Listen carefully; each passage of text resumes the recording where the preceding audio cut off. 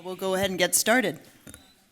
Okay, good afternoon, everyone, and welcome to DCA's, I can't believe this, it's our 5th Stakeholder Engagement Committee that we're holding today on Wednesday, February 26th. Before we get started, I would like to acknowledge that we have a field representative for Assemblymember Jim Frazier in the audience. So Mr. Vijay Chu is joining us. Vijay, if you could just put your hand up. So thank you very much that you're here participating on behalf of your boss. Thanks again. Thank you all for joining us. As I say every time, all of you are busy people, and we really appreciate you taking the time to be here. And it's great that we see such impressive ongoing attendance here. We'd also like to thank our hosts at Bellevue Vineyards. We're very fortunate to have a couple of places that we've had the pleasure of being in. We've been here at Bellevue before, and we again appreciate the use of this facility and very much appreciate the support of the staff that help us set up this meeting. As you know, the purpose of the Stakeholder Engagement Committee is to create a forum for Delta stakeholders to provide input and feedback on technical and engineering issues related to the DCA's current activities. The Stakeholder Engagement Committee is a formal advisory body to the DCA Board of Directors. As such, and like the DCA itself, it is subject to the public transparency laws applicable to local public agencies, particularly the Brown Act and Public Records Act. And then the final note that we begin our meetings with, this meeting is not part of the Department of Water Resources California Environmental Quality Act, aka CEQA, public outreach process related to a potential Delta Conveyance project. Therefore, comments made in this meeting, though we do record and track them, are not being recorded or tracked for CEQA purposes. Okay, we're all clear on that? Now, Jasmine, could you please call the roll? Chair Palmer. Vice Chair Keegan. Here. Committee Member Whaley. Here. Committee Member Swenson. Here. Committee Member Marigan Correa. Here. Committee Member Giacomo. Here. Committee Member Glosky. Here. Committee Member Sia. Present. Committee Member Cosio. Here. Committee Member Gonzalez Potter. Committee Member Wallace. Here. Committee Member Cox. Here. Committee Member Tarango. Here. Committee Member Mann. Here. Committee Member Leavitt. Here. Committee Member Teaba. Here. Committee Member Dr. Lytle. Here. Committee Member Moran. Here. Committee Member Robertson. Here. Committee Member Merlot. Committee Member Worth. Committee Member Hardesty. Thank you very much. And now I'll turn it over to Valerie for the next part of our meeting. Thank you. We do have some housekeeping items.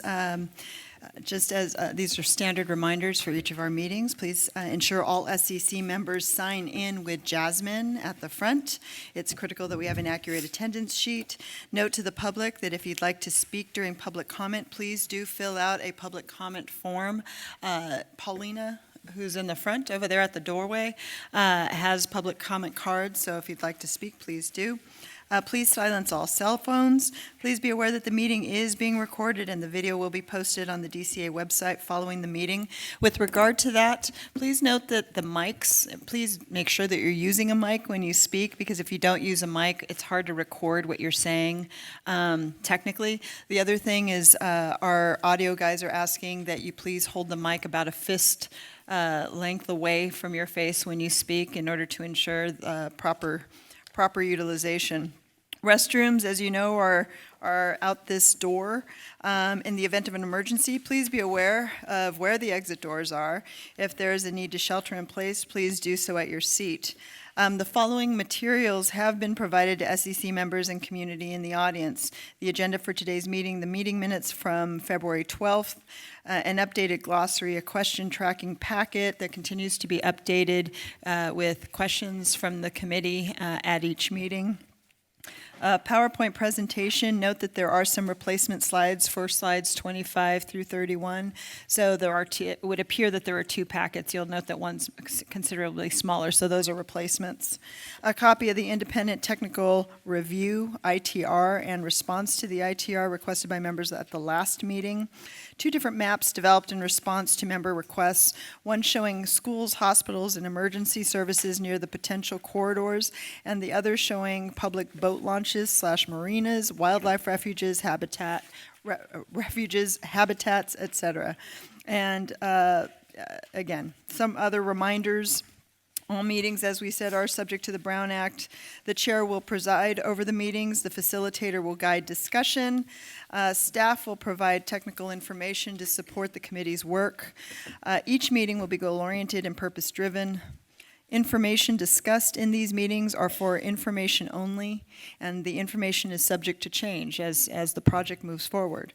This committee holds no formal voting authority. We will seek consensus. All views will be recorded and reported. Participation in the SEC does not imply support for any proposed conveyance project. So going over the meeting overview, we will have our question and answer follow-up, as well as our roundtable discussion on the tunnel drive shaft siting. We will then have our engineering discussion with regard to retrieval and maintenance shafts, the basics, as well as the siting. Yeah, if I could just say one thing on the question and answer follow-up, then we can move on to it. Gil, at the last meeting, where is he? There you are. Yeah, you mentioned your testimony. We had read through it before, but we've officially put it into the record of questions that will be responded to as part of this process. So those are going into our database, and you'll see responses to your comments as part of this process in the upcoming meetings. Yeah, my main point was that a lot of issues were brought up, and they may have been answered, may not have been answered. It'd be nice if the committee got to hear You bet. the actual answers. We agree. So those are all be part of the Q&A, and we'll have a specific, after each of these meetings, there's agenda items that I'm putting on future meetings. So one of them will be to specifically go through some of the key issues around the levee stability and dewatering, things like that. So we definitely will cover that in a future meeting.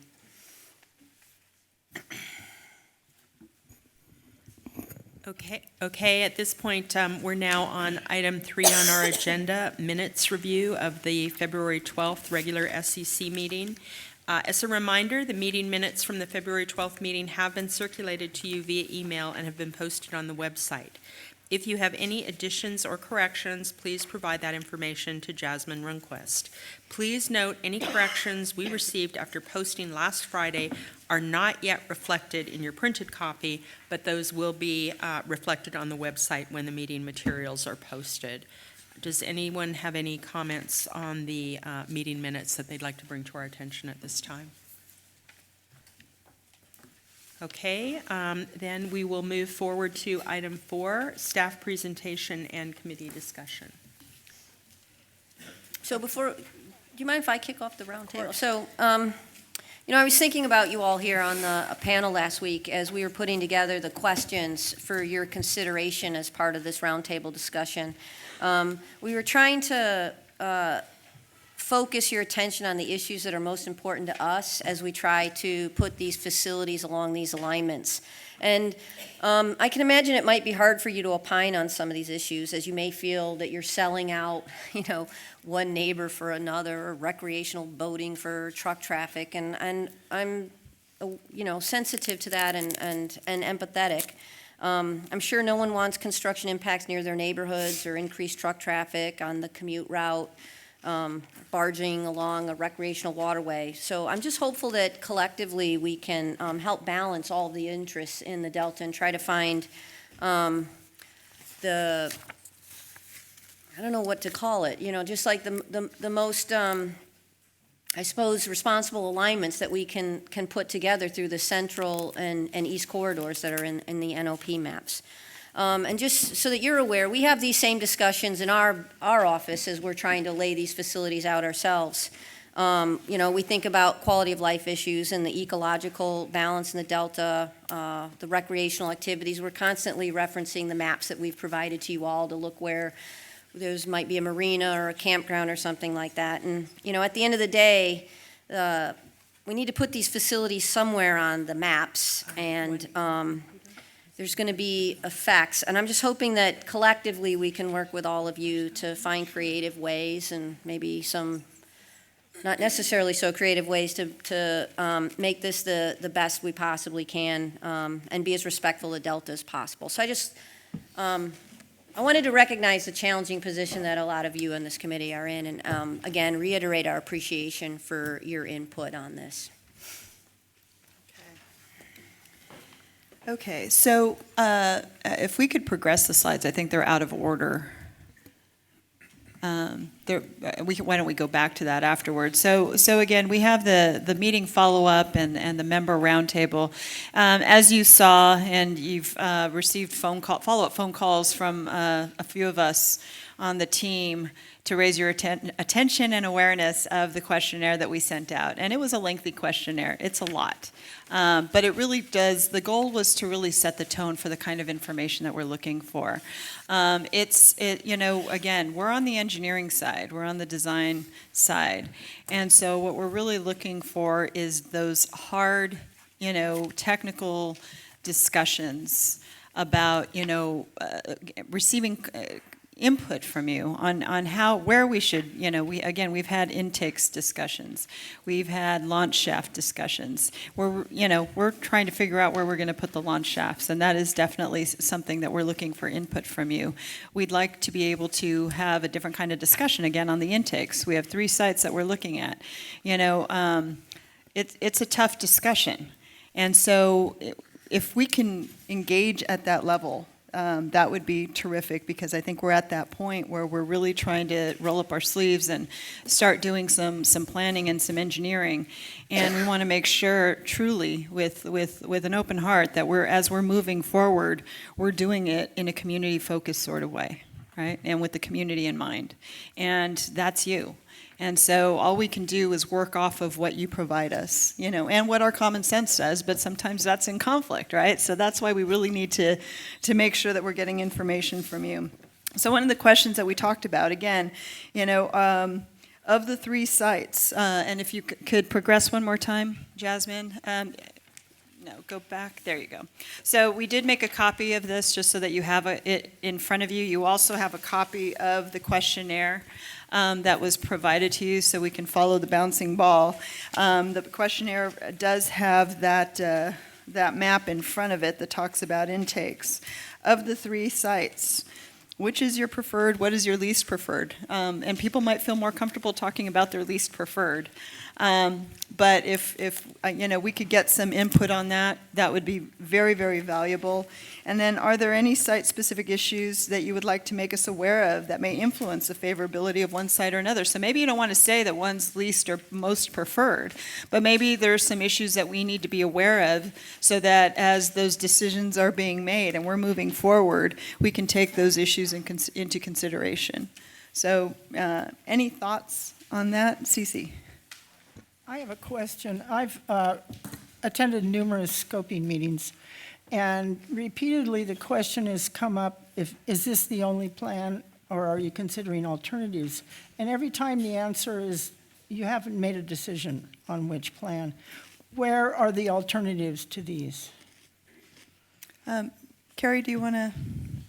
So the alternatives are going to be developed as part of the CEQA process. So it's not that we aren't planning to consider alternatives, it's that that's something that we're going to use the scoping comments to help inform the development of alternatives, and then we will be developing them at the close of scoping. Thank so you. at the moment, we've only asked the DCA to look at the proposed project, because that's the piece that we know we want to look at.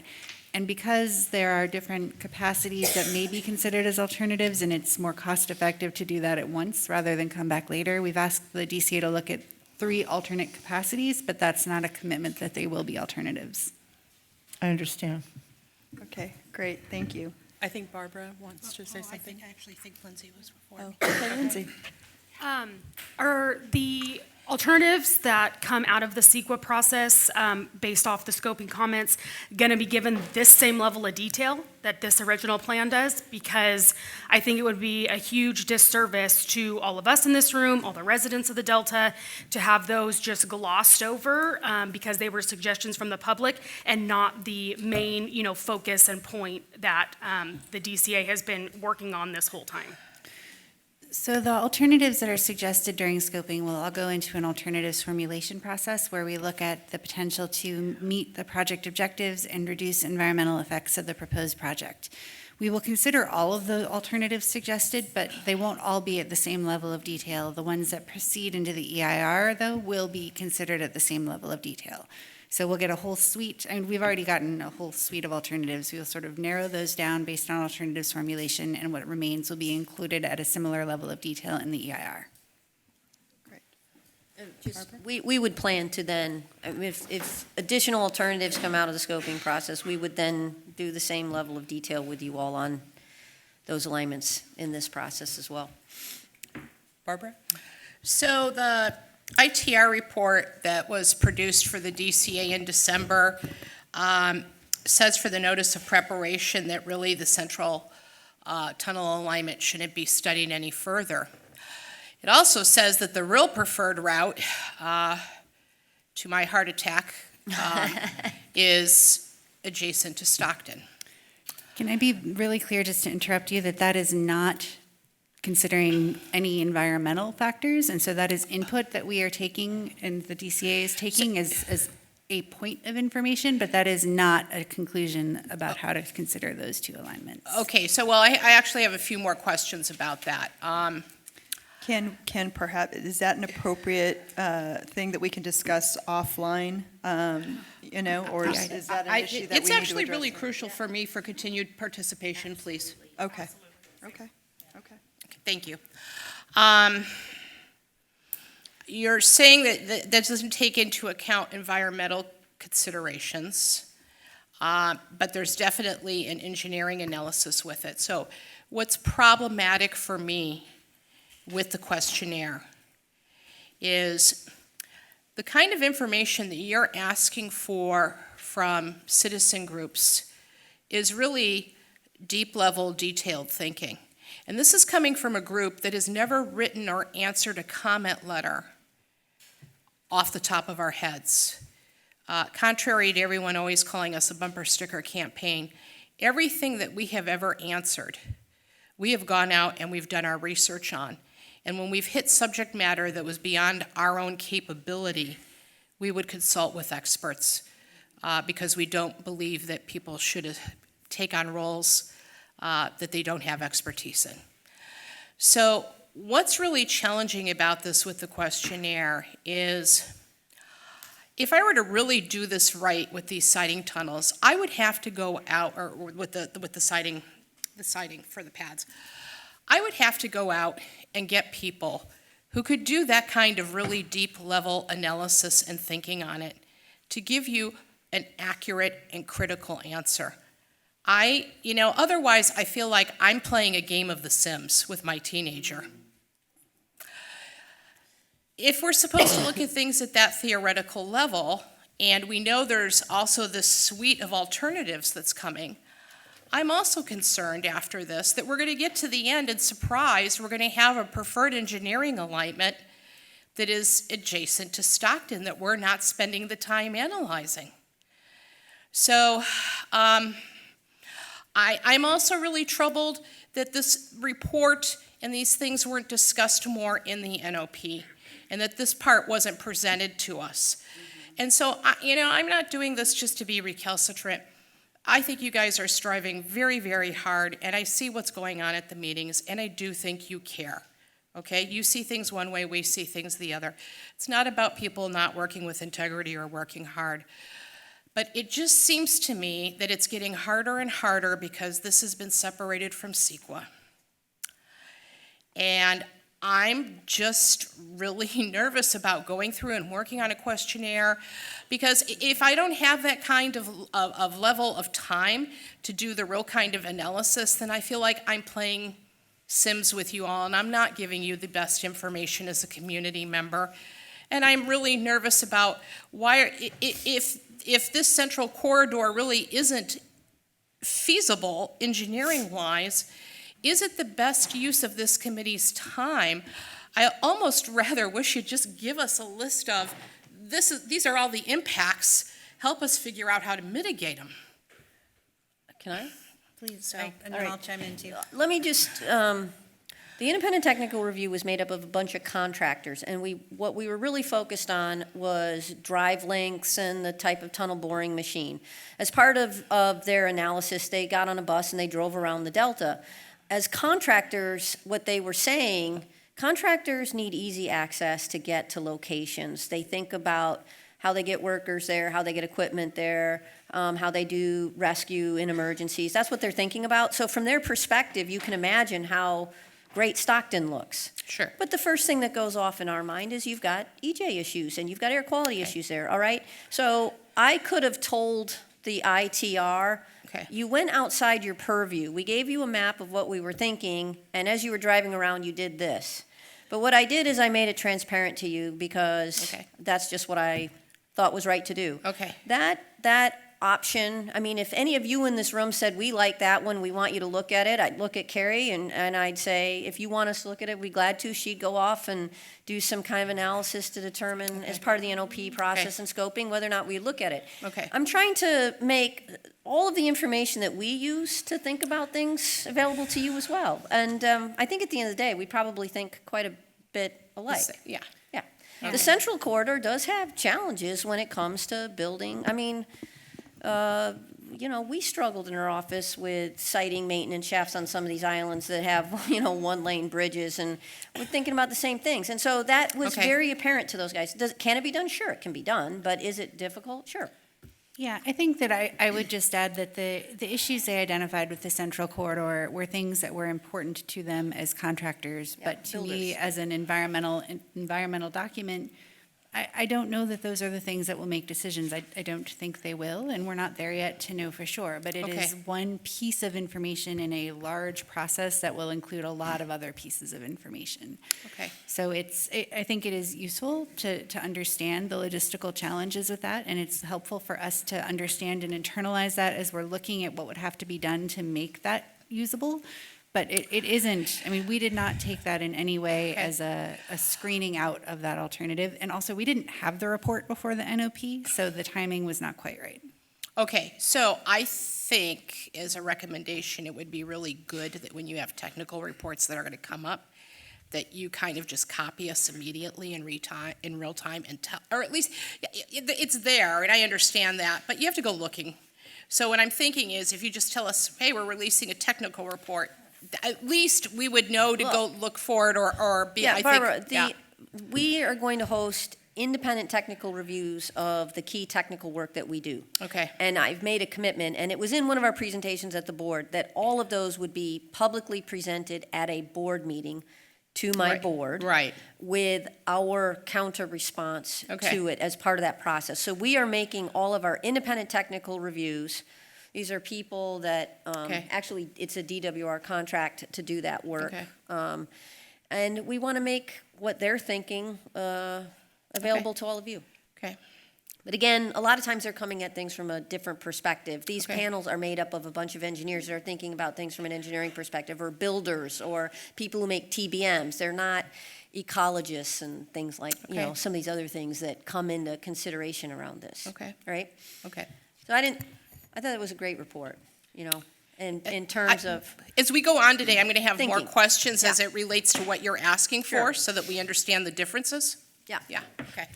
Catherine, could you or one of your staff perhaps respond a little bit more in terms of Barbara's comments about responding to the questionnaire and not having enough sort of a technical background to respond? Yeah, Because I will. I can. Planning, we gave you the criteria that we use to kind of screen things. Right. And I think that's understandable to a non-technical person. And if it's not, we'd be glad, if you wanted to come in our office and learn more about it, we'd be glad to. It isn't that, it's not a question of understanding it, it's a question of making a decision based on full and accurate information, I guess. Yeah, So, and I think that's where, I feel like I think we have to do digging to actually be accurate back. And there's a disadvantage when you're on this community and you're running a small NGO or small groups that doesn't match up with being accurate back to you, I sure. guess. No, Yeah. I can Yeah. appreciate that. What we've tried to do is make all the information that we're using to make decisions available to you. That's why we started with those maps. Why we've, and then you've come and said, hey, where are all the water supply intakes in the Delta? And we put another map out there. Right. We gave you the map of the Sandhill Cranes. Those are the same pieces of information Okay. that we're using back at the mothership there when we're trying to put dots on the line.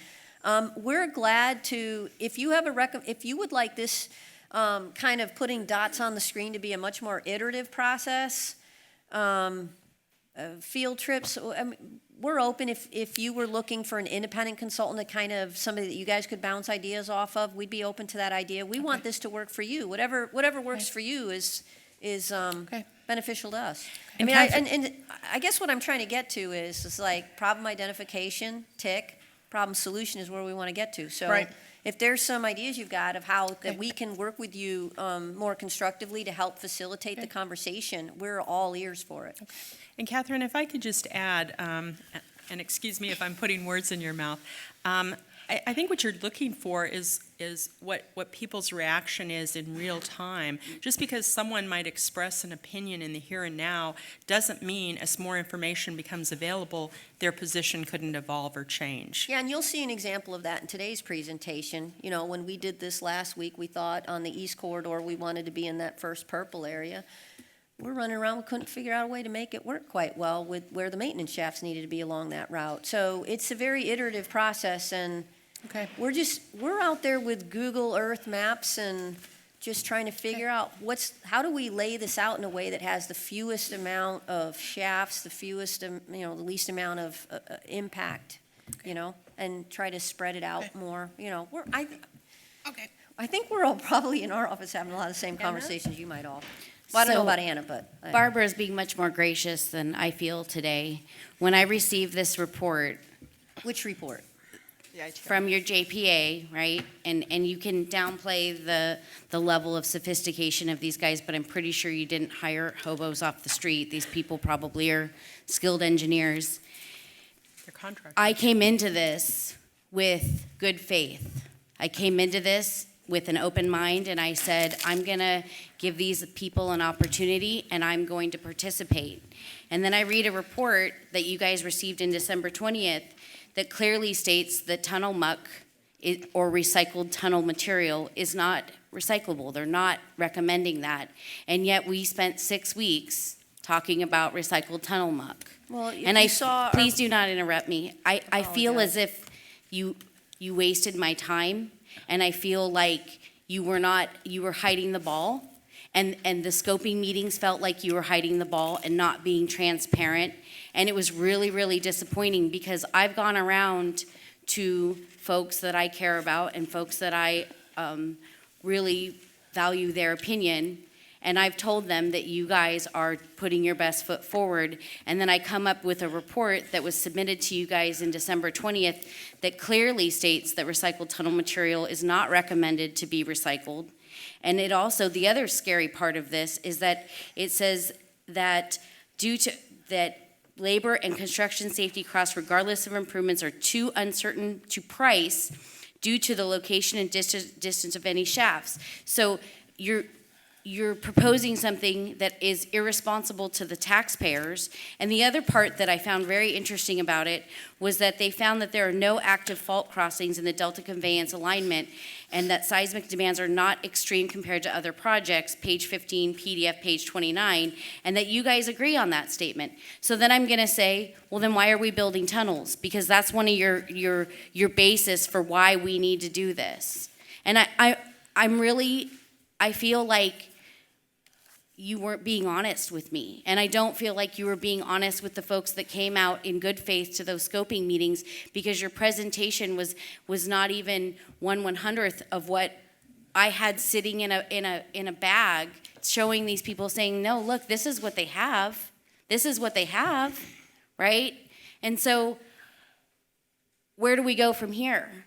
Because you violated your trust. I trusted you. I trusted you to be transparent. I trusted you to give me the information that we needed to participate in this process. And what I have found out is that you're not only hiding the ball with this group, but you're hiding the ball with the public, and this is supposed to be a different project, a different way. We're trying to do this right. How can we possibly do anything right if your technical report is something that I have to go dig up off the internet? And I just don't understand. So I would love it, because your Well, I think signature's it's- on it, Catherine, so I know Let you me got know- it in December. All right, so I think it's disingenuous to say we hid something that was presented at our last board meeting publicly. The RTM, we do plan on using it for the embankments of the existing, of the proposed southern forebay. There has been testing that was done on that material that demonstrates that it can be used for structural fill. We stand by that. And we will be doing another ITR in the future once we have additional data to demonstrate the performance of that material. I think the comments they made around the alignments were heavily focused on logistics, which is just one aspect of how you select an alignment. But obviously, that's a big part of what contractors think about. I can't think of a time where I haven't been straight up. I'm not sure where that's coming from, but maybe, They we use can the talk word about it. impractical. IRT finds NOP central tunnel alignment shown in DWR's January 15th notice of preparation in the tunnel EIR impractical and does not recommend it to be studied any further. Okay. That to me is very, very important information, and I feel like I spent a lot of time studying and looking at and talking about recycled tunnel material and the central corridor, only to find out that your own people have told you that it's not feasible, it's not practical, and should not be studied anymore. And you could tell us that, and then I would say, oh, yeah, when that came into my inbox, oh, yeah, I know about that. But instead what happened is I have landowners that show me this, and I say, oh dear. Yeah. Right? So what do we do? Okay, please wait to be recognized. Thank you. I'd like to allow, Catherine, would you like to say something now, or would you like No, me we to move? technically responded. This is going to happen on every ITR. We're going to get people in a room. They'll have a week to look at material. They'll get together, they'll huddle, and they'll write a report. And they'll say some things that we agree with and we don't agree with, and you're going to see that every single time. It happens on every value engineering and every independent technical review committee process I've ever sat through in 35 years of engineering. If you want to call that, hiding things, I can't respond. Can I add Just, one- if I could just interject, and then we'll move on to Barbara. I just wanted to add that I think there's a misconception that these independent technical reviews it's like, a word coming down from God. It's just a group of people. They make some advisory kinds of comments, but the project team is going to pick and choose amongst those things. It's not engraved in stone or anything like that. And so that is part of the challenge that we're dealing with. By making all this information available to everyone, it can be kind of shocking, like, wait a minute, this says this here, and it's just a very preliminary kind of report. Or it's a report that's just looking at one little piece of it, as Catherine was saying, and there's other decisions that go into it, including, and probably most importantly, the environmental component. Yeah, and Barbara, one comment. Here's what I think would lack integrity. If I edited that report so that you didn't actually hear their findings. That, I think, would have That's lacked true. integrity. That's All true. right? Barbara. So I think two things. I kind of believe in Emerson's great writing that foolish consistency is a hobgoblin of small minds. So I understand that things are going to change because you're going through a process. I think why we're feeling this way, and I think you, Carrie, actually explained it in your explanation, is because you got the report after you released the NOP. So when things come out this way, out of order, Yeah, well, out of order to us, not out of order for you, but out of order for us, because we expect that when the NOP goes out, that you're not going to see, I guess, information coming later that would be contradictory to it. So I guess I should be clear that the Yeah. ITR panel did occur before that, and we Right. had heard some of that feedback, but we hadn't heard responses. And one of the things that I've seen in many projects is that when you bring in independent technical reviewers, they aren't as involved in the project. They don't get to dive as deep. They don't get to Right. understand as much. They don't get to see everything that the people who are working on it day to day see. And so to me, the response to that is just as important to really understanding and characterizing how we should consider that information. So to me, having that report was a piece of information, but having the technical experts who are working on the project say, we see that these folks have had concerns about tunnel material and other projects, but that's not here, and we have information, and here's why we think that's not applicable. That to me is as important and critical. I also did want to respond to the scoping concept, that we didn't share all of this information at scoping, and I just wanted to really emphasize that for me, the important part of scoping is hearing from commenters. So we characterized our presentation as a very brief overview because we didn't want to take the time. We wanted that time to be the commenters. It was really important to me to hear from others. So we were trying to not characterize that as a broad sharing of information. We acknowledged it was a pretty brief overview. And if anyone has interest in hearing more, please let me know. We volunteered to go to other groups to present materials. We're happy to do that. I think Gil is next, Yeah, I agree, and Catherine. then you, Douglas. Yeah. The ITR is mostly logistics. I guess what concerned me, a couple of things. One, that's what this group is. I mean, we are asked to look at a questionnaire and then in our own minds somehow come up with our own logistics. That's the same sort of thing. These guys are experts, and they came up with similar things. When we say the traffic's going to be a problem, and then they say we've got these one-lane bridges, well, that means a lot of hundreds of people are going to be sitting there waiting as a couple of trucks go through. Right. And the other thing that popped into my head, and I hadn't really thought about this too much, a lot of the stuff that we've seen with Water Fix and others is just a matter of money. You're going to throw money and build more roads. You're going to do this. And I started realizing that money is one component, but time, when you build a road in the Delta, time is actually more important than money because of the soils here that have to move and heave and do whatever they want to do before you actually can finish a road. And it reminded me of Bolden Island. About 5 years ago, Caltrans wanted to widen Highway 12 through Bolden Island. It took them about 5 years to build that road. And they designed it, they overloaded the fill. Surcharge? Yeah, they surcharged it about 3 or 4 feet, and the plan was to scoop off about 800,000 tons once it settled. Well, not only did it settle past the starting point, they had to bring in more material to raise the road to where they needed it to be. And it's one of these things that, you just can't throw a road out there. We agree, and if you saw the work that we're doing to make the logistics work to get to some of these sites in the central alignment, you'd see exactly what you're talking about. Less so on the east because of the different soil conditions, which were in one of the maps that we presented early on that showed where the deep and softer peats were, and as you move further east, they was more shallow and less prevalent. So, yeah, I mean, there was not too much in the report that was surprising to us. And thank you, Gil, for that comment, because Yeah. it's always helpful for us to hear what past experience has been. Yeah. Particularly with the fact that the construction parameters here in the Delta are a little bit different, quite a bit different than they are in other areas. Douglas, you wanted to speak next. Well, regarding the questionnaire, there's one question that's asking what kind of factor should we consider to be added into the matrix. And I think you might have overlooked the tribal and the historic site of the Delta.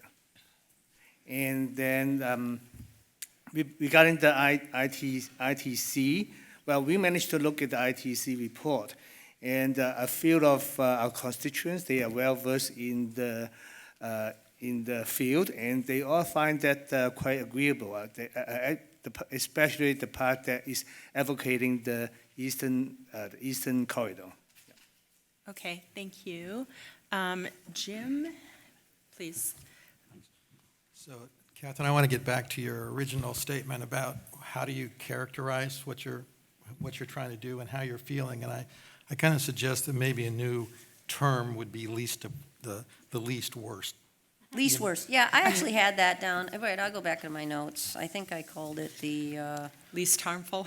You said, yeah. least worst. Yeah. Yeah, so I think we're. We should be okay, on some kind of we can- game show where you win prizes if you guess what's in the other person's mind. Yeah, no, I shouldn't. And then get back to the first question on the intakes. Look, I read it, and my very first response was, this is Sophie's choice. Yeah. And so, but looking at it, I'm looking at it as if this was my project and I was trying to do it. You try to shorten up the logistics, so you eliminate the second site 2 and go with 3 and 5. But then I have a problem with 5 because my daughter was married in the orchard that you're probably going to wipe out next to the house that's my grandson's heritage. So, these are the kind of personal, professional balls that we have to balance and juggle as we look at this. And I had a long chat with Valerie about why I wasn't going to respond to the questionnaire, and it's really because I think Barbara touched on it, when she said that it takes a huge effort to make a comment that is important enough to include. We need more than anecdotal stories. We have to have something that says this is why we made our decisions. So this is tough, and my immediate response to this has been, maybe we're doing this backwards. Maybe what we ought to do is saying, okay, let's pretend like hypothetically this project's going to get built this way, and have the DCA ask us, well, now that this project's going to get built this way, what kind of benefits can we offer to the communities, not what do the communities offer to DCA? And I think that, I know this has been a conundrum for all of us, but I'm beginning to think that that's maybe the best way to approach this. And then frankly, I think it's a better use of our time. Well, I think that's, once we get through this citing and make sure that we have your input on the citing, because we do have to, as I said, draw an alignment through both of these corridors and cite things, and I think your feedback on that is extremely valuable. That's the next step, is that we go back to each of these and then we figure out how do we optimize this, how do we create some dual benefits, how do we deal with some of these effects in a meaningful and creative way. So we will come back to this. It's not over once we put just boxes on a piece of paper. We plan to keep coming back here. And I know that Karen is next and the person at the end of the table, David, but I did want to ask Carolyn, doesn't that fit in somewhat with the environmental process? Could you elaborate on that? Yes, and we will be looking at the community benefits that may be part of mitigation associated with the impacts that we see as part of the CEQA process. Yeah, I understand that, but there's another process that goes beyond CEQA for community benefits, Right. and that's really what I'm talking about. So with that as well, though, we would be we need to have something that we analyze first before we look at the community benefits that would be a part of it. So I think it's sort of an order thing, but I agree that we don't want to wait until sort of the end of this process to think about that. We want to give it some solid thought earlier in the process. So perhaps at our next meeting, we might be able to, not do it at our next meeting, but. It's going to be a little while. Right, but yeah. at least kind of give people a time frame Okay. about when that might be able to occur. So thank you for Okay. that input, Jim. Karen, you are next. Thank you. I have a couple things I want to say. First of all, I thought that the ITR report was fascinating to read. Absolutely fascinating. And I thought that the diligence that they gave in their analysis and their conclusions was thought out.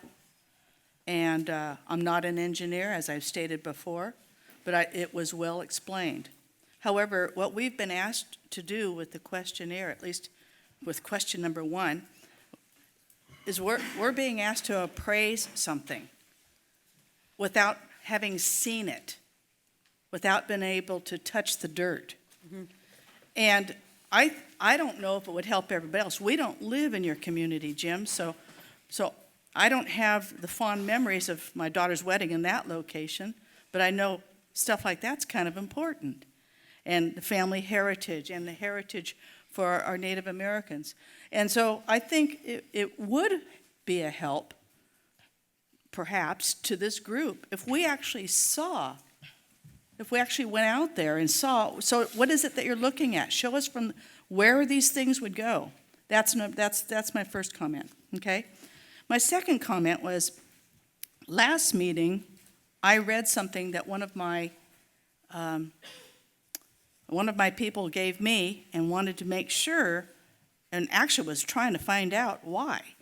Because we have evidence that the prior state Water Resources Control Board meetings and Delta Stewardship Council hearings showed that neither of these agencies can approve the intakes at these locations. So is there something out there that we don't know about that turned around that approval so that these locations are even viable? I mean, my guy turned to me and said, well, what'd they tell you? Did something happen to make it viable? So she's asked two questions. I'm assuming you're responding to the second question? Yeah, are you going to respond to the first? Is that? So you found the report fascinating?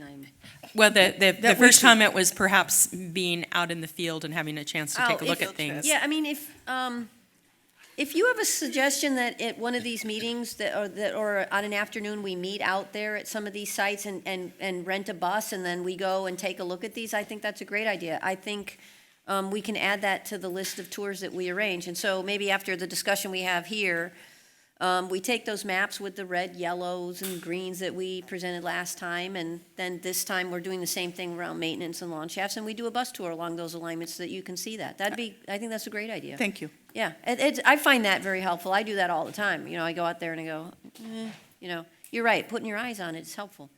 And I Yeah. think the next So response is from for- you, Carolyn. Yeah, so the question was about water rights and the Delta Plan consistency. So for water rights, there was no determination made. So because the California Water Fix project stopped moving forward, the change in place of diversion in the water rights hearing was related to that project. So when that project stopped, DWR withdrew its petition and that did not move forward. So there wasn't a finding regarding whether it was acceptable or not acceptable or any conditions. It didn't finish. So then the other part of that was Delta Plan consistency for the Delta Stewardship Council. And so as that process, DWR submitted a certification of consistency, and there were appeals to that certification, and the Delta Stewardship Council found that on 4 of those appeals, DWR's certification did not include substantial evidence in the record to document consistency. And so they remanded those 4 to DWR. So it wasn't necessarily a finding that the intakes would never be consistent with the Delta Plan, but rather that we hadn't provided substantial evidence that they were. So it's a little bit of a fine point, but it's not a finding that they would never be consistent. I will report that. Great. David? Thank you. And then Dr. Lytle. Regarding the siting, is this on? Yeah. Yeah. Regarding the siting, I would revert to the locals. They know the area, you know, if you've got memories and things with the land that's there. But one of the things that I think is important is tying together the ultimate use of the property at the end with the siting. So I'm going to be promoting, I like to see this as a destination for boaters and a park and a recreation center, education center. Potentially, if it's a park, there could be vendors and stuff on the weekends. Someone might want that closer to a downtown to help affect businesses, things like that. So I think there should be a discussion of the end use when you're thinking about where the upfront siting is going to be. So that was one comment. And then another was in your ranking process, and I think I supplied this in an email, but I thought that your weighting scheme, you had more categories in the construction area, which kind of artificially took the total, like that, it made that area more important than some of the other categories when you sum things up. Yeah, And so we're you trying might- to stick to design and construction issues with the environmental analysis being done in Carrie's shop. So But there were But when you've got- some land use You've got issues that were. geotechnical, and I think the heritage one would be important to put into something like that as a factor. I actually thought, there was a comment, because when I wasn't here, I was listening to the videos, but there was a comment that you were staying out of environmental, and I get staying out of environmental because that's the whole CEQA process. But I don't know how you leave some high-level aspect of environmental out of the complete ranking of this, like how environmentally sensitive. You're taking swags at a number of these things. You might as well take a swag at something like that when you're ranking. And then while I've got the microphone, I think it would be great to, the ITR, I'm not focused on this maybe as many hours in a week, and so when there's important documents like that, we're kind of dependent upon you folks to deliver what we're looking at. And if you can wave a flag for an ITR, or hey, you guys ought to go to this, or give us some heads up, that would be great. Yeah. So David, it sounds like you're looking for some assistance in terms of separating the wheat from the chaff, right? That those things that we want you to pay attention to, or that we know might be important to a community, to highlight those. And also, what I think I heard you saying was the importance of aesthetics, which I know is an environmental issue, but it sounds like it's a value kind of statement that you are bringing forward. Is that accurate, or am I putting words in your mouth? I would summarize it as I think the end use affects the ranking up front for the siting. I think the ranking process numerically seems to be weighted towards the construction thing, so I was just waving the flag for that, and perhaps ought to be looked at. And then for documents like this ITR, if there's peripheral documents that someone like me might not just stumble upon, it'd be great if the group was putting them in front of my nose. And it's not just whether you think it's important, but like if in general it might be important to us to look at, it would be great to see. And perhaps putting it in context, like, for example, the fact that an independent technical review is just one group of people's opinion. It's not, Yeah, everything. that was my oversight. I should have had it in this package. Yeah, okay. Oh, Thank yeah. you. We learn as we move forward, so thank you, everyone, for your feedback. Mel, you're next. Thank you. I appreciate you getting this out. I mean, this is, I could kind of see, sort of from someone that's had some experience in projects over the years, to have independent review, kind of a gut check as far as, this is kind of what we're thinking. You bring in some, I think it's sort of a misnomer for you to discount who you brought in. Because, Oh, I would never. They were I mean, top quality people.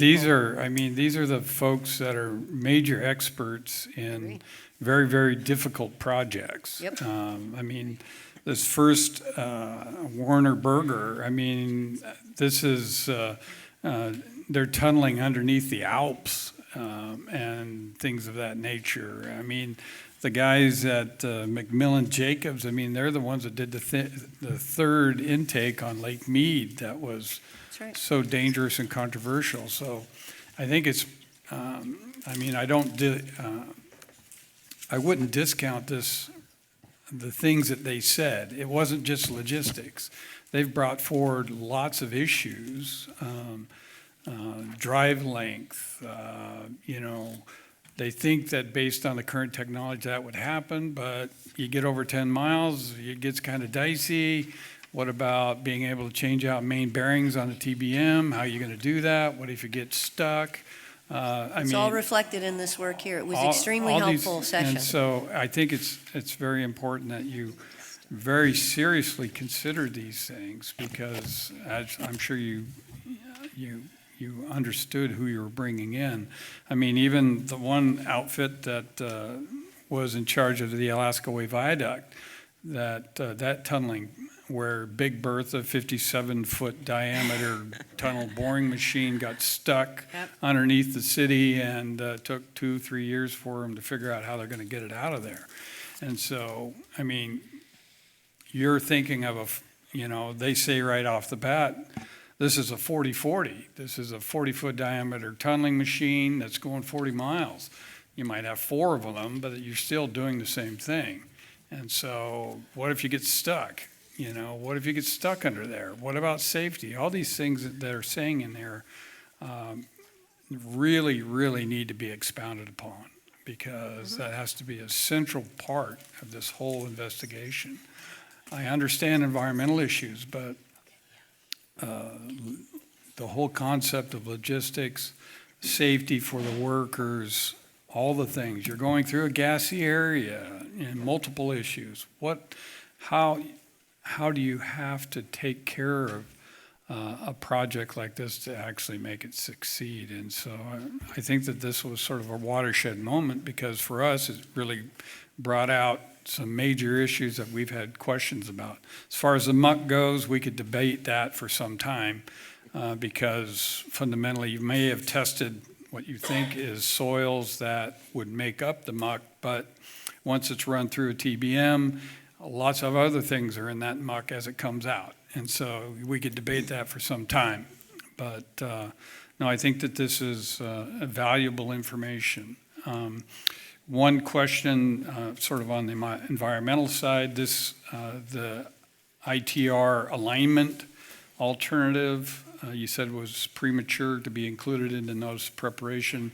Do we know if that alignment is going to be considered into the future?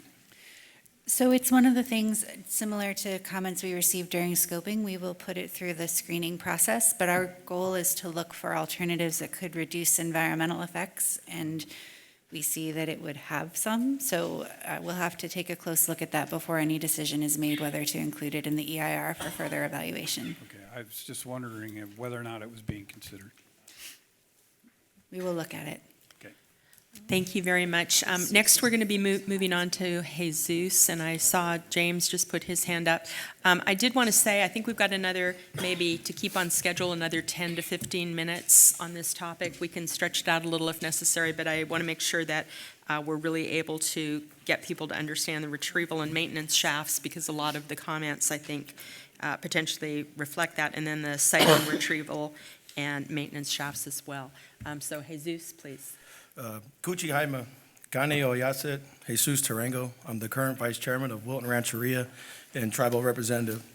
And I just want to say I'm honored to speak on behalf of the tribal communities of this state. And before I move on, I just want to make sure I say I know the tribes have been kind of silent. And barring our last meeting, was asked to make a statement on behalf of the tribe. So I'm going to go ahead and read a statement on our behalf, and then I'll give you an answer to the question. Miwok and Nisenan communities once called these valleys and rivers home, as they provided critical cultural and nutritional sustenance. In fact, the Consumnes River is named for the Miwok language as the place of the salmon. Although our communities have grown, changed, and organized themselves differently than centuries ago, our communities still consider themselves the ancestral stewards of these lands.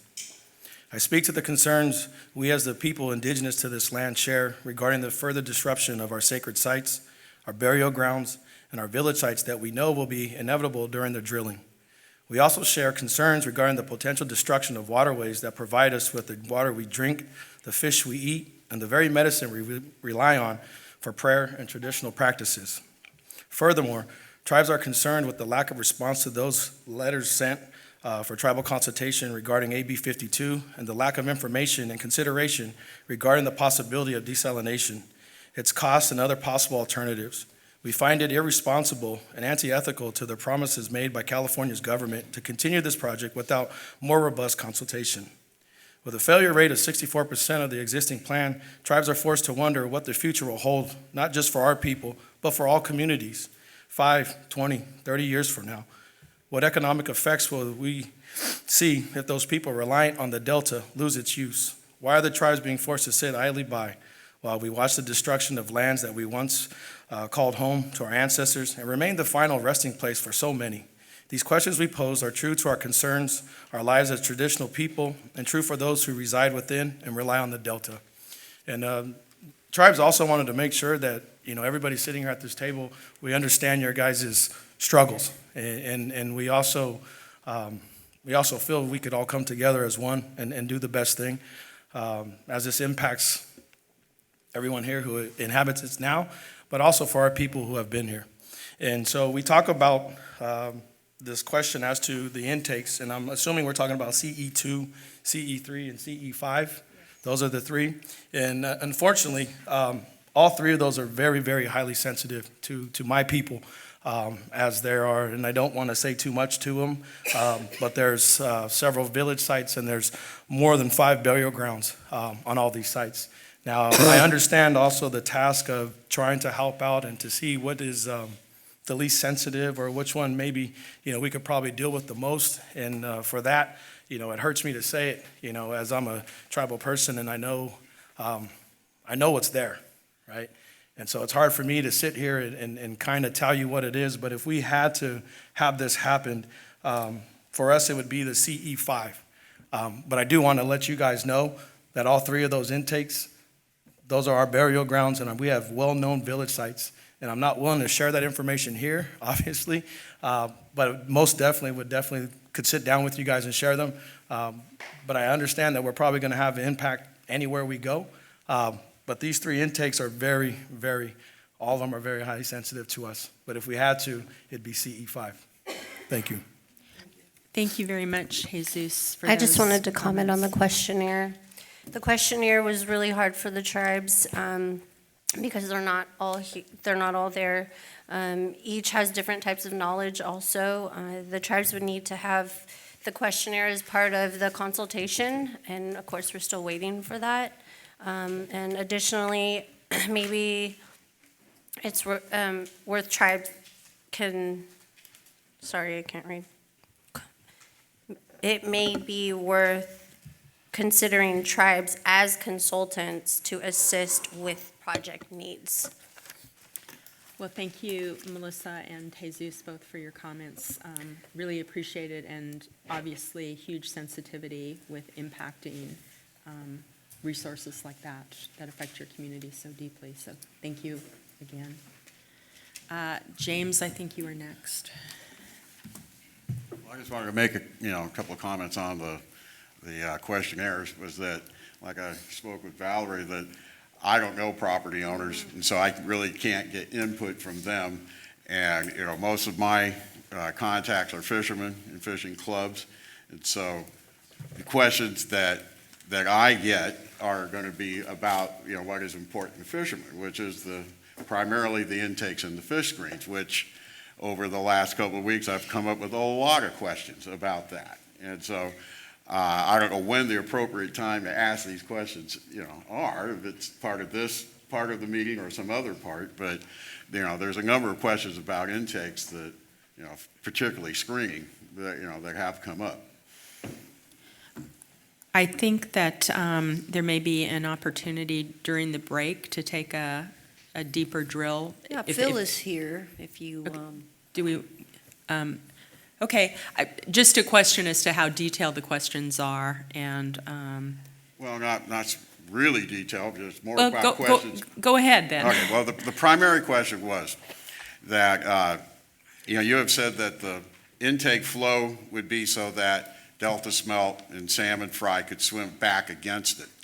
But what the question is that with the length of the of the intakes, how long would it take one salmon fry to move past a quarter mile of intakes, and how many times is that fry going to have to swim back out again? Because there have been some studies done that show just how much effort that takes for that fish. And so I was just, and that sometime, that outgoing tide, the lower end of the screens will be full of dead fish that couldn't have the stamina to continue for a quarter mile to swim out against that current. So I'm just curious how that has been factored into the design. I don't have the numbers at my fingertips. Well, I didn't Bill, expect do me a it to. favor. Can you grab a mic?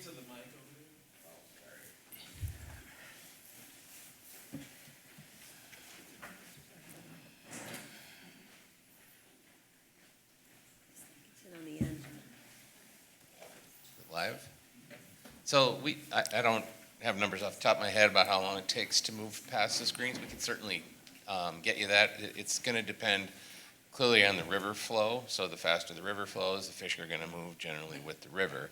And then smelt kind of ride the tide the other way. I'm going to take a little bit of a cop-out in that I need a fish biologist to help me with some of the stuff about specifically, do salmon move past the screen and continue on forever, or do they move back and forth? I don't really know that myself, and with the smelt, we can talk about that as well, because I knew I do know that they sort of ride the tides. We are also looking at places for fish to rest. The refugia I mentioned in the presentation that I made before, so that they do have a place to hide out, take a breather, or whatever they're going to do along the way. And we're looking at, the environmental team is looking at the different methods and mitigations to give the fish a, better shot at getting past these things, because the exposure time that's a big thing. That's what the agencies are looking at, and that's very important to everything we do. So we'll have more detailed information available. I can certainly provide information about the time it takes at different flow rates to get past these screens. That's a calculation. That's something that an engineer can easily do. I think as part of the environmental analysis, though, the more the behavioral things about the fish around the screens, I think that's the other thing you're asking about, and I think that would have to come through that process. So Okay. I think that's part of the EIR. Okay, and I think we've heard from a couple of different constituencies. The tribal representatives have spoken about the importance of the fish survival to their community. Recreational fishers, recreational boaters, too, I think, have an interest in that. So, Absolutely. yeah, okay. Nature Conservancy is Nature about it. Conservancy as well. Thank you. Well, we're kind of approaching where we need to move on, but we have maybe one or two more people. Michael? I just had one, more of a comment than a question. But as far as the questionnaire goes, I found it enlightening that folks were wondering if they're actually qualified to comment on this. And my take was that we're all qualified to respond to it as best we can, considering our own interests, and that the DCA, as the design and construction group, has a certain limit to their purview, to their point of view, and that our job is to actually offer things like my daughter was married in the orchard over here, like did you know that at Hood the firefighters go out once a week on Tuesday mornings, or whatever, that do actually have very serious and applicable impacts on the operation of a construction site. So I would ask folks to consider that the strength of this is that you're not an engineer, that you actually do have other things to offer that goes beyond what the DCA could practically glean from a project. So I hope that folks take that as the strength of this and not necessarily as a weakness. Thank you. Who's our next person?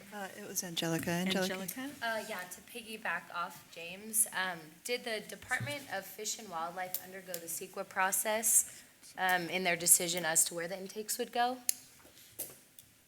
So there wasn't a decision in the last process about where the intakes would go. There was a siting study to figure out where to look at putting them.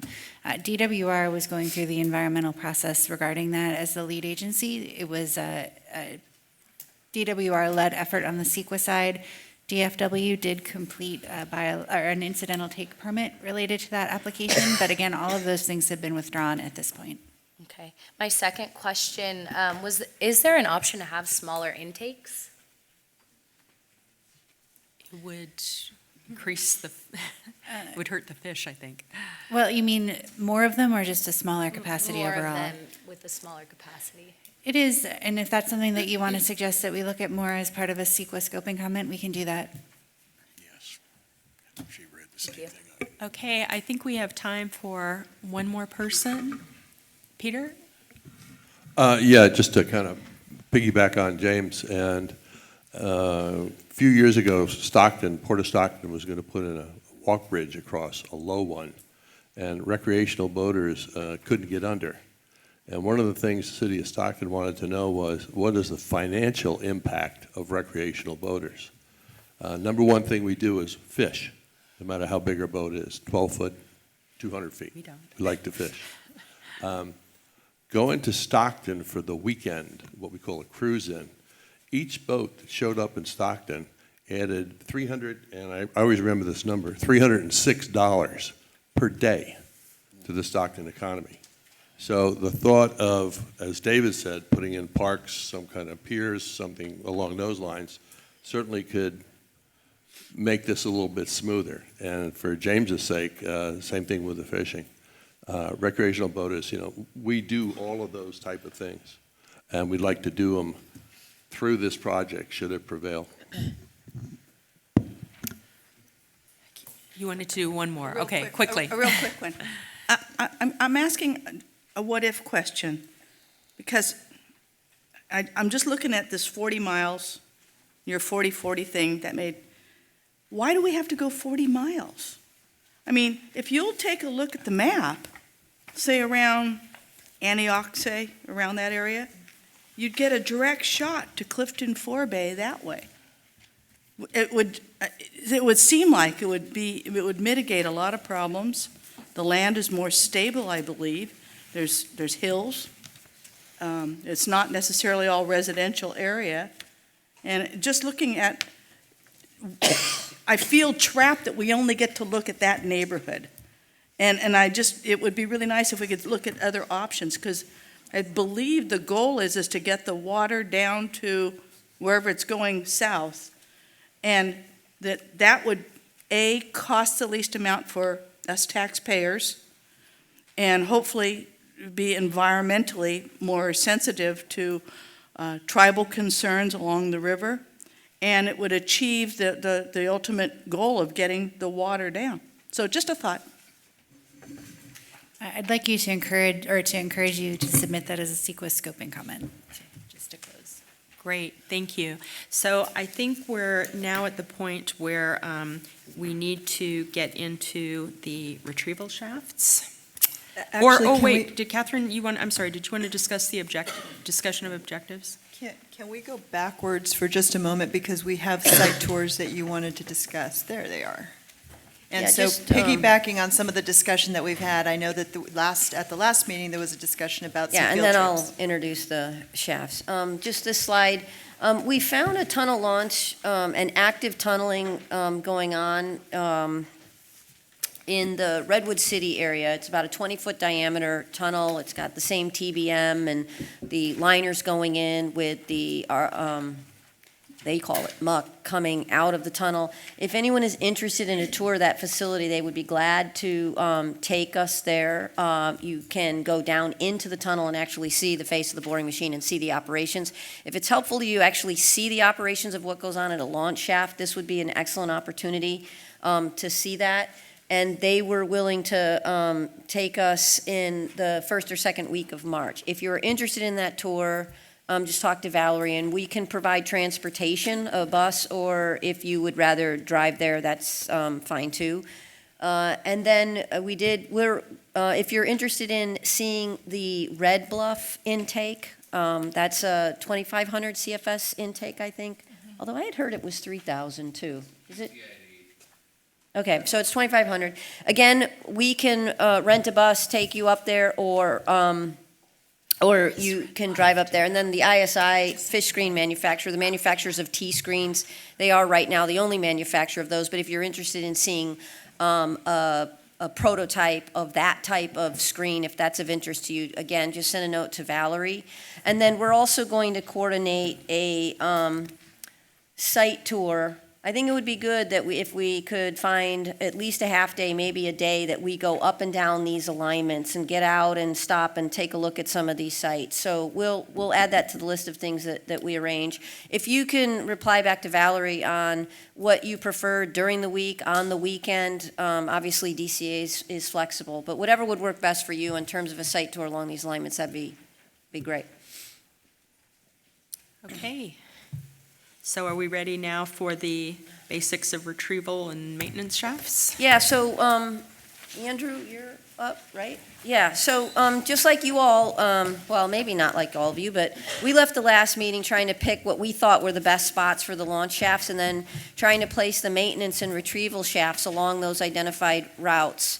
To your point, Dr. Lytle, one of the things that was extremely beneficial from the ITR was advances in the TBM manufacturing and the ability to do much more repair from within inside the machine. So that's what allowed us to kind of lengthen the drives that we presented at that last meeting. But an example of how that meeting was extremely helpful.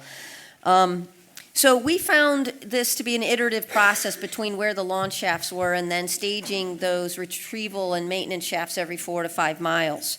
In some cases, we thought we had a decent launch shaft site, but then when we tried to site the other facilities, it just didn't quite work out as well. In the central alignment, we struggled to identify good access to some of those islands that are in between the drive shafts that we talked about to put maintenance shafts. We found ourselves adding some new bridges and some new roads to get off the existing levee roads there for the heavy construction traffic onto some new purpose-built roads. And as you said, Gil, easier to put a line on a piece of paper, but the reality of it is tough there. So today what you're going to see is some of our thinking around where we place some launch shafts and what we are thinking around retrievals and maintenance shafts along the way, all right? And Andrew is going to kick off with an introduction to the maintenance and retrieval shafts, and then Graham's going to come back, as he did last time, and talk about the siting analysis. Maybe in between these two. Yeah, I think so. Because then they can ask questions. Yeah, so as Catherine said, I'm going to give you a little bit of a primer here, and then Graham's going to talk to you about some of the siting constraints and drivers and things like that. So this is the same slide you saw 2 weeks ago. It just schematically shows a launch shaft, which is what we were talking about 2 weeks ago. Now today we're going to talk about the maintenance shaft, and we're going to talk about the retrieval shaft. So just in case any of you noticed this with your eagle eyes, we have done some additional engineering and decided to upsize the maintenance shaft shown here. But maintenance shafts you typically tunnel through. It's an opportunity to make repairs, to do inspections of the tunnel boring machine. As you can imagine, you can do, as Catherine mentioned, you can do a lot of maintenance from within the tunnel, but there are certain things like repairs to the cutter head itself that need to be done externally.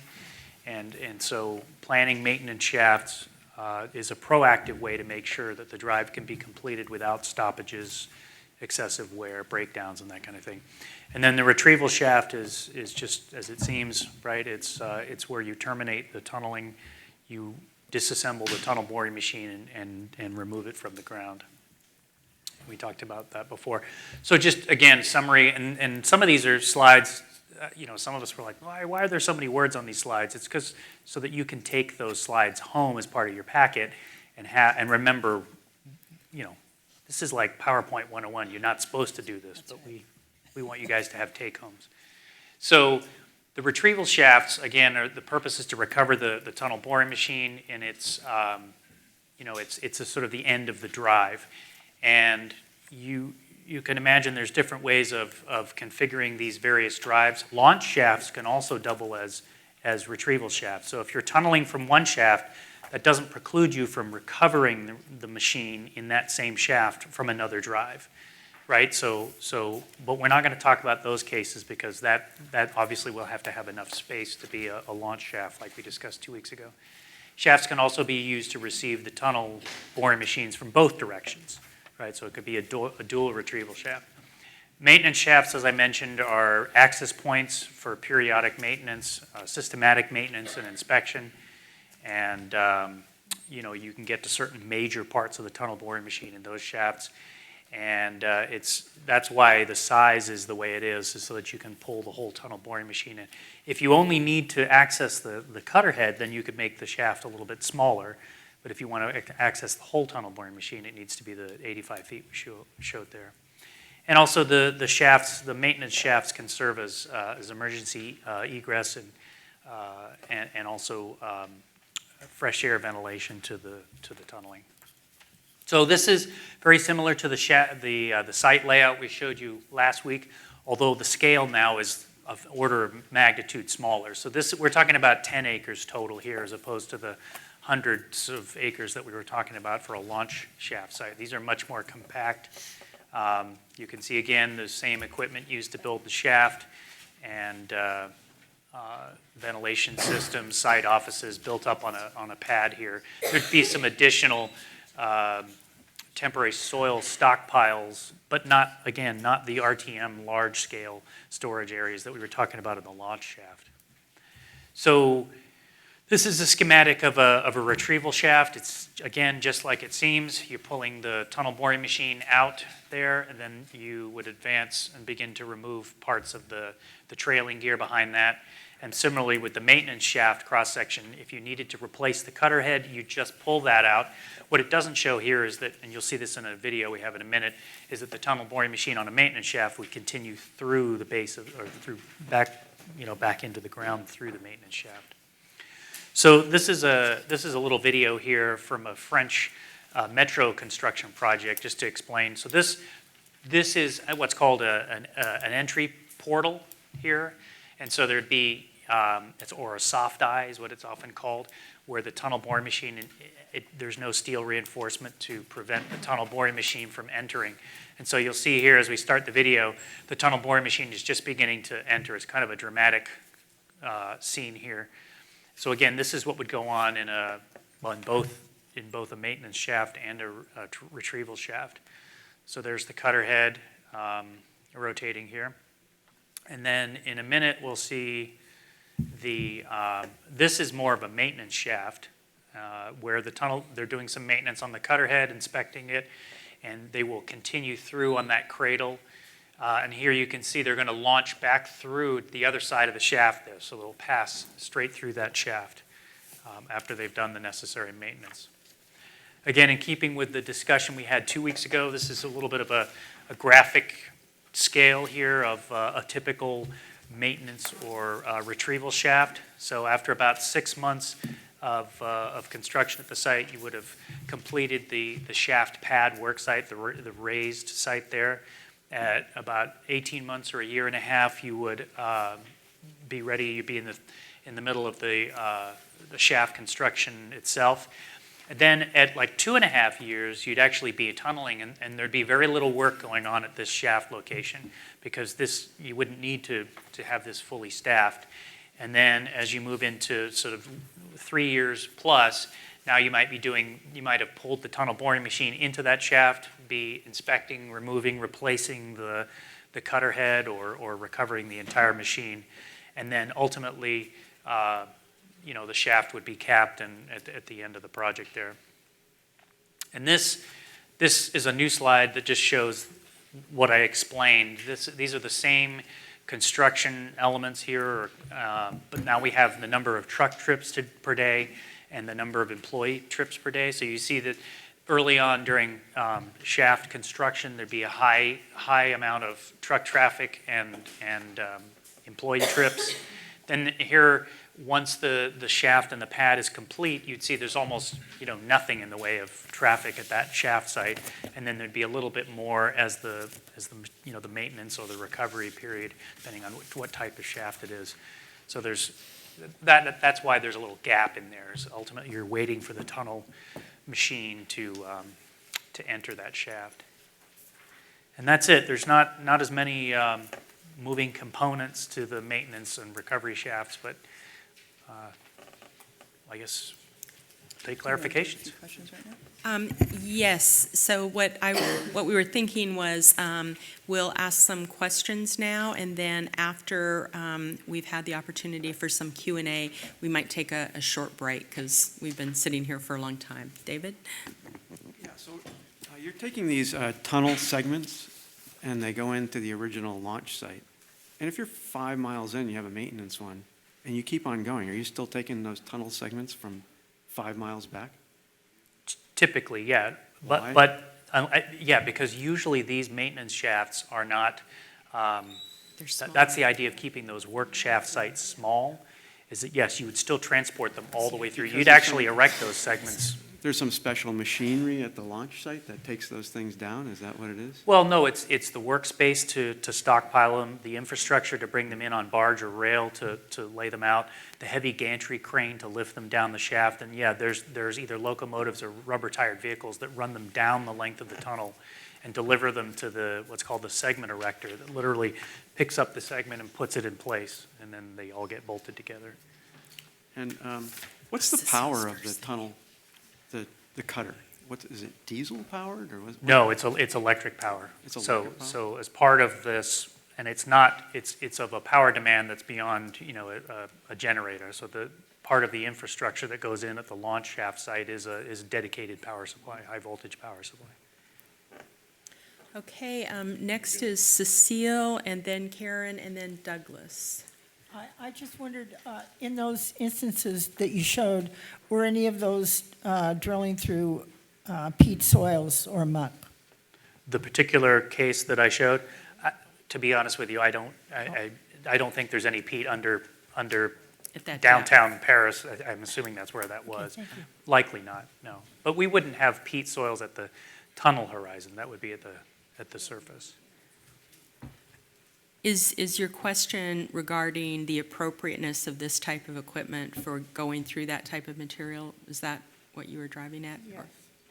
Do we have a response to that? Yeah, I mean, we don't expect, there won't be any peat soils at the tunnel horizon. It's 100 plus feet below the How do you know delta. what the soil is 100+ feet below? Soil borings. So as part of the work that we've done, we've collated not only the prior project exploration, but also other work done for bridges, roads, delta levee improvements, other projects in the delta. So we have a relatively reasonable understanding of the depth of the competent soils. Do we have all the answers? No, but the tunnel won't be constructed in peat, I can tell you that. If we find peat at 100 feet, we're going deeper. So. It's like Jaws, we're going to need a bigger boat, right? We're going to need, exactly. Karen, you're next, followed by Douglas. Thank you for the explanation. I'm learning a lot about tunnel digging. I'm thinking about our Delta Islands, and the Delta Islands, as you know, you've got the levees going around it, and then you've got the lower area, and that's, I assume, where you would have the shafts. Is that correct? That's correct. Okay. So I'm gonna do a what if, worst case scenario, just because I'm gonna be asked this, I'm sure. So let's say we have a levee break. We have those every once in a while, and it's not because of an earthquake, it's because we got critters that chew through levees. Yep. And we have a lot of those little critters. Yep. So we have a levee break, and then there's that shaft. How high is the shaft gonna be so that the shaft does not get filled up with water? I mean, is that a concern? Yes, and that's a great comment. There's some minimum level of those shaft pads, and it's hard to tell from that particular rendering, but they are raised pads, if you will. Obviously not as big as the pad sites at the launch site, but they do need to be elevated above some level to protect them from sunny day failures. You're right, because they can happen in the middle of the summer and inundate that island, and that can be. I mean, the answer is yes. They have to be raised. Now, how high exactly is something that the engineering team is working on right now. Well, normally when a levee breaks, it equals the water on the other side. Right. I But where is that level? Is that level your average July water level, or do you assume a levee breach occurs in the middle of a moderately high? So that's part of the engineering that has to go in. Is how confident, that's right. Are there king tides? That's Yes. exactly right. And the easy answer would be the construction elevation would be the final elevation. But we're trying to make a trade-off here in terms of reducing impacts to the public, because if we brought there is no soil available on these sites, right? So everything would have to be imported in. So it's not as big as, some of the southern forebays or things like that, but to import that soil is somewhat impactful, right? So if we don't have to make the pad height as high, that's an engineering, during construction, that's an engineering risk call. And our lovely islands, charming as they are, they're not stable. Right. They seem to always be sinking. At least that's something that I noticed based on property inspections. And I think somebody told me once it was the soil Alluvial. Thank you. Soil. Sorry. And so I'm just trying to get my arms around the fact that, so we've got this heavy concrete that you're going to make, and I don't understand how it's going to stay stable in such an environment. And then the other half of that is, it is an island, and I know what it's like to go by way of ferry in my car to an island, which doesn't have a bridge, it is an island, and it's a challenge. And I've seen cement trucks go on them. Actually, we had a cement truck fall into the waterway off of a ferry. That wasn't very pretty, but we took a lot of pictures. Yeah. Anyway, so my concern is, so if you've got the weight of these things coming onto the island, and we got these critters that are munching away under the island, I see some very big engineering things that you have to think about. Okay, first of all, I'd just like to say that all of you all that thought you weren't engineers, you're already thinking like an engineer, right? So the questions you asked about whether the island was going to sink, will the pad sink, will this concrete sink, those are all absolutely the things that we worry about as well. So to answer, there were a lot of questions in there. Sorry. That's okay. So to answer the shaft construction itself, what we call a diaphragm wall or the concrete sort of shell of a shaft, essentially that will be founded very deep down at the tunnel horizon in the more competent soils. That's not expected to settle. But if we don't do anything, as Gil mentioned, the soil that we place around those pad sites will settle, right? So eventually it'll keep going down and you'll be left with a concrete thing sticking out of the ground and no way to get into it. So some form of ground improvement is required, something to stabilize the pad site itself, or it's, for every 2 feet you put there, at least a foot of it will disappear or more. So that's important. In terms of the access to the islands, Graham's going to talk to you a little bit about that because that was one of the biggest drivers. There's much less equipment required at the retrieval and maintenance shaft sites. So there's the infrastructure to get onto the island is not as great as the infrastructure requirements for the launch sites, but it is still a concern, and so Graham will talk to you about how some of the screening criteria, in terms of where we picked maintenance and retrieval shaft locations, and in terms of the actual weight of equipment on the levees and all kinds, that's absolutely a major concern of ours, and understanding the logistics of, we're trying not to drive on levee roads because we know they're fragile. And so that will be Is part of your study or project also to eliminate the critters that are munching away at the levee? Yeah, I don't know. You mean the nutrias and all the crazy animals? I don't know about eliminating them, but what we're charged with doing is understanding the risk that the particular island's levee system poses to the project. How likely is it that a given levee could have a sunny day failure or an erosion problem or a seepage problem or it's not tall enough? And how would that affect the construction? And is there something that we need to do working with the reclamation districts to address that additional risk? That will be part of something that we're... I understand BB guns and pellet guns work very well on them. Yeah. So it sounds like risk reduction is part of what we need to be thinking about, and thank you, Karen, for bringing that up. So I'm going to go in the order in which I think people have asked to be spoken. I think the next person is Douglas, followed by Barbara, followed by Anna. Did I go over you, Michael, or? No. Okay, and then Michael, and then we'll keep going. And then My question is, when the construction is finished, are those shafts being kept or will be filled up? That's an excellent question. And I don't have the answer for you because the way we depicted it in that, these shafts, the way we depicted it there was that it had a concrete cap on it and that the earth mound, if you will, or the shaft pad site was remaining in place. We're also looking at whether it makes sense to remove those. Now, part of that is a maintenance question, does DWR want to be able to use that site to maintain the tunnel? What kind of impacts are there if we now dig up all that soil and move it off the site? Is it still a viable agricultural site anymore? Can it be refarmed, or has the ground improvement, harmed that in some way? So those are things we're going to look at, absolutely. Well, also, I think it's something that we'd be glad to seek feedback from you on Yeah. as well. Yeah. Okay, next is Barbara. I'm just going to go through the names real fast so people know whether they're, I'm seeing Gil wants to. So Barbara, Anna, Michael, Mel, and I couldn't tell, Melissa, whether you were putting your hand up to speak or not. You were not at this time. Okay, and then Gil. So this question builds off of Karen's question, and just partially off of your answer. You're still trying to decide if you're going to keep these maintenance areas open or closed. So my question is, what flood standard are you using? Are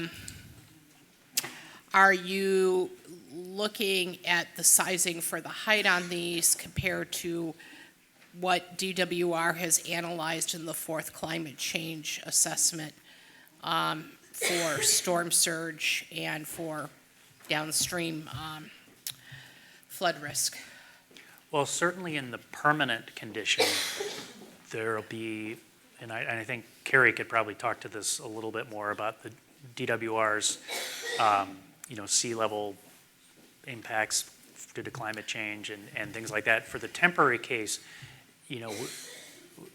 it's a much shorter duration, right? So we're going to balance that. We could just answer and say we're going straight to the final level. But again, if we could somehow, we're trying to reduce the impacts to hauling all that earth on. So, but Carrie, do you want to talk a little bit to the levels, the overall final levels?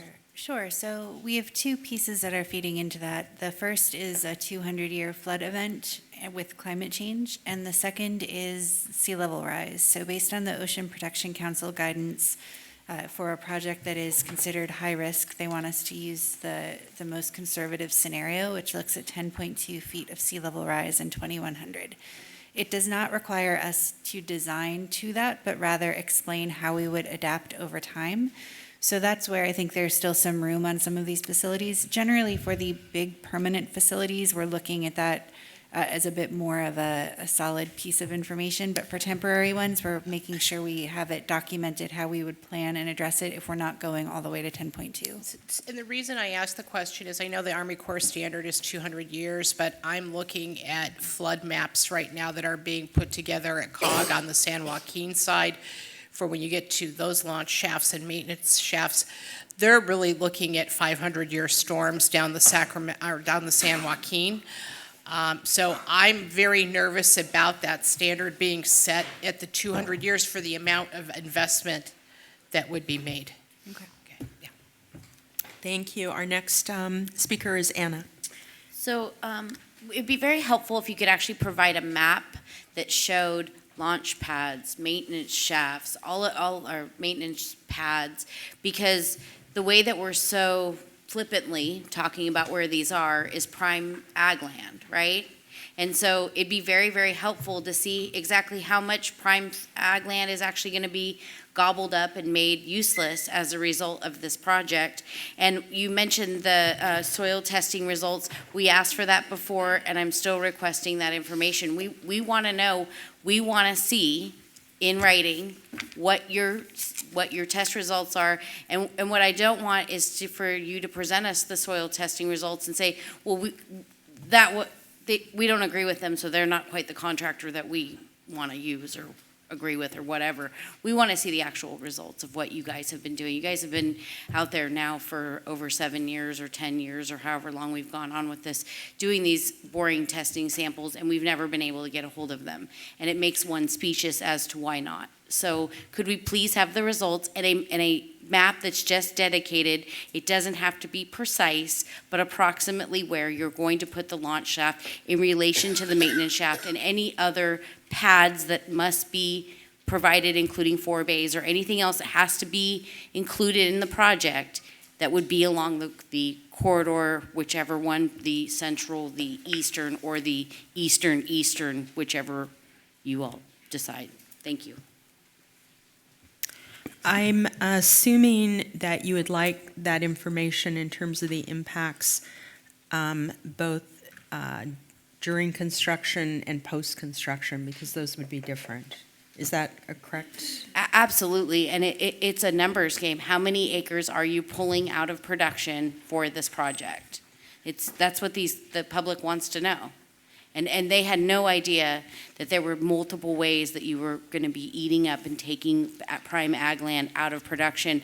And when you say, oh, well, it's a launch pad, and we talk about these things in very segmented ways, again, as we all have said, it's the cumulative effect of the noise, the water pollution, the air pollution, whatnot, but it's also the cumulative effect of how many acres you're actually considering to pull out of production that's in production right now, and where that would be on the different corridors. Thank you.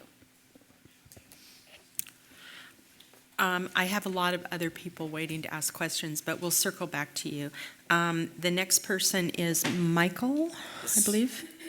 Thanks very much for this. This is very clarifying. But on the previous slide, when you had the different bar graphs there, and it says truck trips per day, employee trips per day, is this per maintenance shaft, or is this all the maintenance shafts, and then do they actually all get constructed simultaneously, or is this sequential? This is for a typical maintenance shaft, one shaft, right? Okay. So there might be multiple shafts being constructed. To answer Anna's question, they're typically spaced at about 5 miles. So as Catherine mentioned, part of the benefit of the ITR was that they convinced us, or they recommended, that longer tunnel drives with the current technology of tunnel boring machines could go as long as the 15 miles. But, right, the consequences of that longer drive, or what drives that now, is that you need to stop and do periodic maintenance, and we've settled on a 5-mile spacing. So that answers that question. But yeah, it's a single shaft, and talking about truck trips per day. And would those be done simultaneously, or they will be done sequentially? Do we know yet?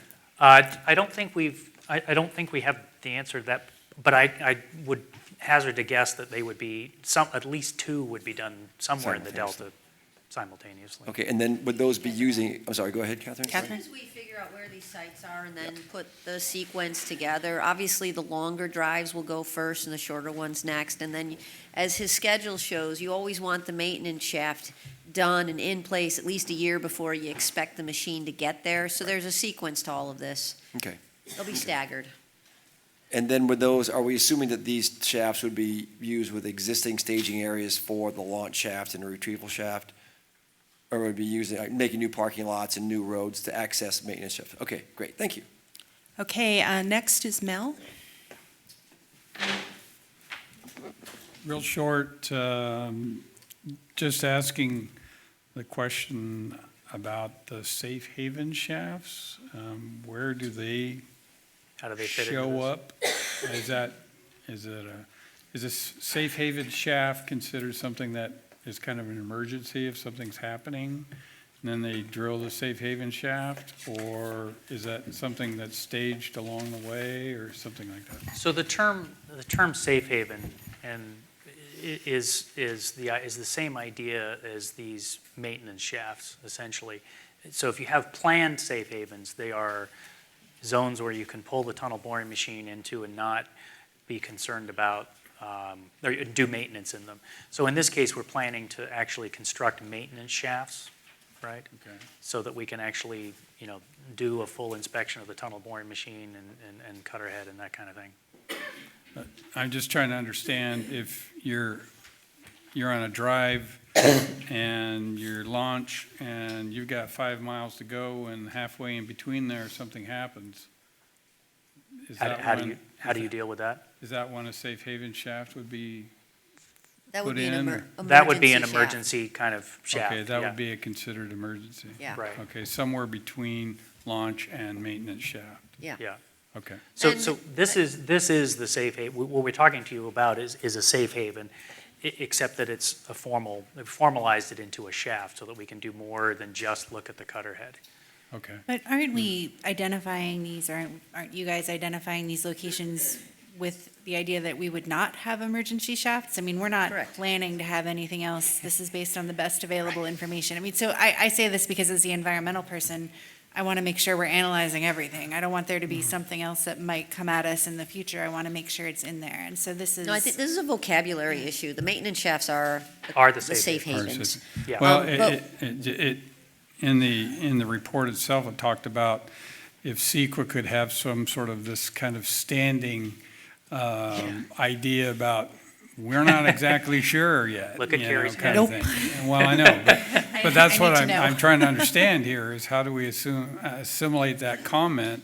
Because, I mean, Alaska Viaduct, Big Bertha jumped into that tunnel drive, and 1,000 feet in, it was stuck. And so, you know, how do we deal with that type of thing from an I can- engineering point of view? Yeah, I can And answer one that. last comment. I think in the NOP, it said that the elevations would be considered for the launch shafts up to 45 feet from ground surface. And so I think that that was in the NOP, so. In relation to some of the subsided areas specifically. Okay, so we have, we have 3 more people waiting. Well, I'll just sure. answer the question Yeah. really quickly. The 45-foot was some of the subsiding islands, and then getting to 200-year flood level. That's how, you know, plus or minus. It'll be different in every location that gets selected. The shaft is going to be 45 feet Right. above ground surface. One of the things that we learned in the ITR, and particularly talking to the TBM manufacturers, is they felt very confident that if you did a full maintenance inspection at the maintenance shaft, that there would be no reason to believe that you wouldn't be able to make it to the next 5-mile maintenance shaft. So there's no expectation that we would have, you know, a catastrophic emergency failure. In fact, the technology is continuing to evolve, where you can start doing more and more of the work from within inside the machine rather than actually having to build these maintenance shafts. So what we're talking about today, the technology may evolve so much 6 years from now or 10 years from now that, you know, we'll be thinking about this slightly differently. It's an ever-evolving scenario. So we're being a bit more conservative, putting these shafts in every 5 miles to make sure that we can go in and do a full maintenance overhaul of the machine to make sure it gets to the next one, to minimize the risk of ever needing an emergency shaft, which is an unpredictable location. Right. I just I mean, I understand what you're saying. I'm just going from, you know, the fact of exactly what happened at the Alaska Viaduct. It was 1,000 feet in, main bearing failure occurred due to quote, quote, gunk in the system. And so I think that when you're going into the delta itself, I mean, I understand you're fairly confident as far as the soils and all that type of thing, but the anticipation of things that fail do fail. And so somehow I think that you have to come to that kind of realistic thought as far as, okay, if I get my TBM 2 miles down the road and it fails, how do we deal with that? Yeah, so in conversations with the ITR, they actually documented where a main bearing was actually completely replaced from within inside the tunnel. It's actually been done once. Once. Yeah. So it doesn't happen very often, so it's not surprising that they did it once. Most of the time, you'll daylight and go down there to fix it, but they did it from within the tunnel. These are the kinds of things that our tunnel people are keeping an eye on, just the changing technology, because obviously, depending on where you are, getting an emergency shaft down there can, you know, take some time.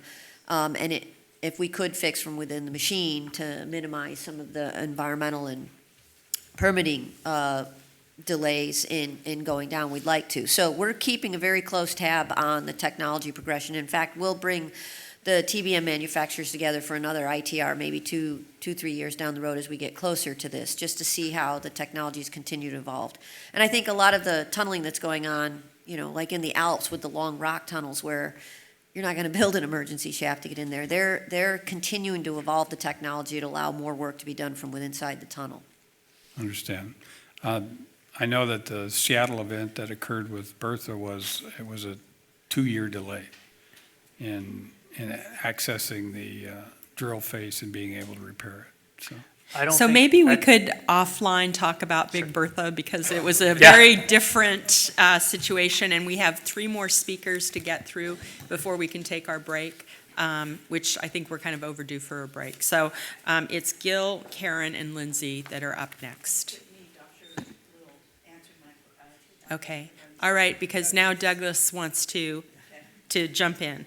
So Gil, Lindsay, and then Douglas. Gil. So just to give people an idea of how high these shafts or pads will be, the current levee system has 1 to 2 feet of freeboard above the 100-year flood. So essentially, they're going to be as high as the levees are out there. So if you go to Bolden Island, these pads, and I assume the access roads to them will be in the neighborhood of 30 feet tall. For most of the areas, they're going to be at least 20 feet tall. So they're going to be huge.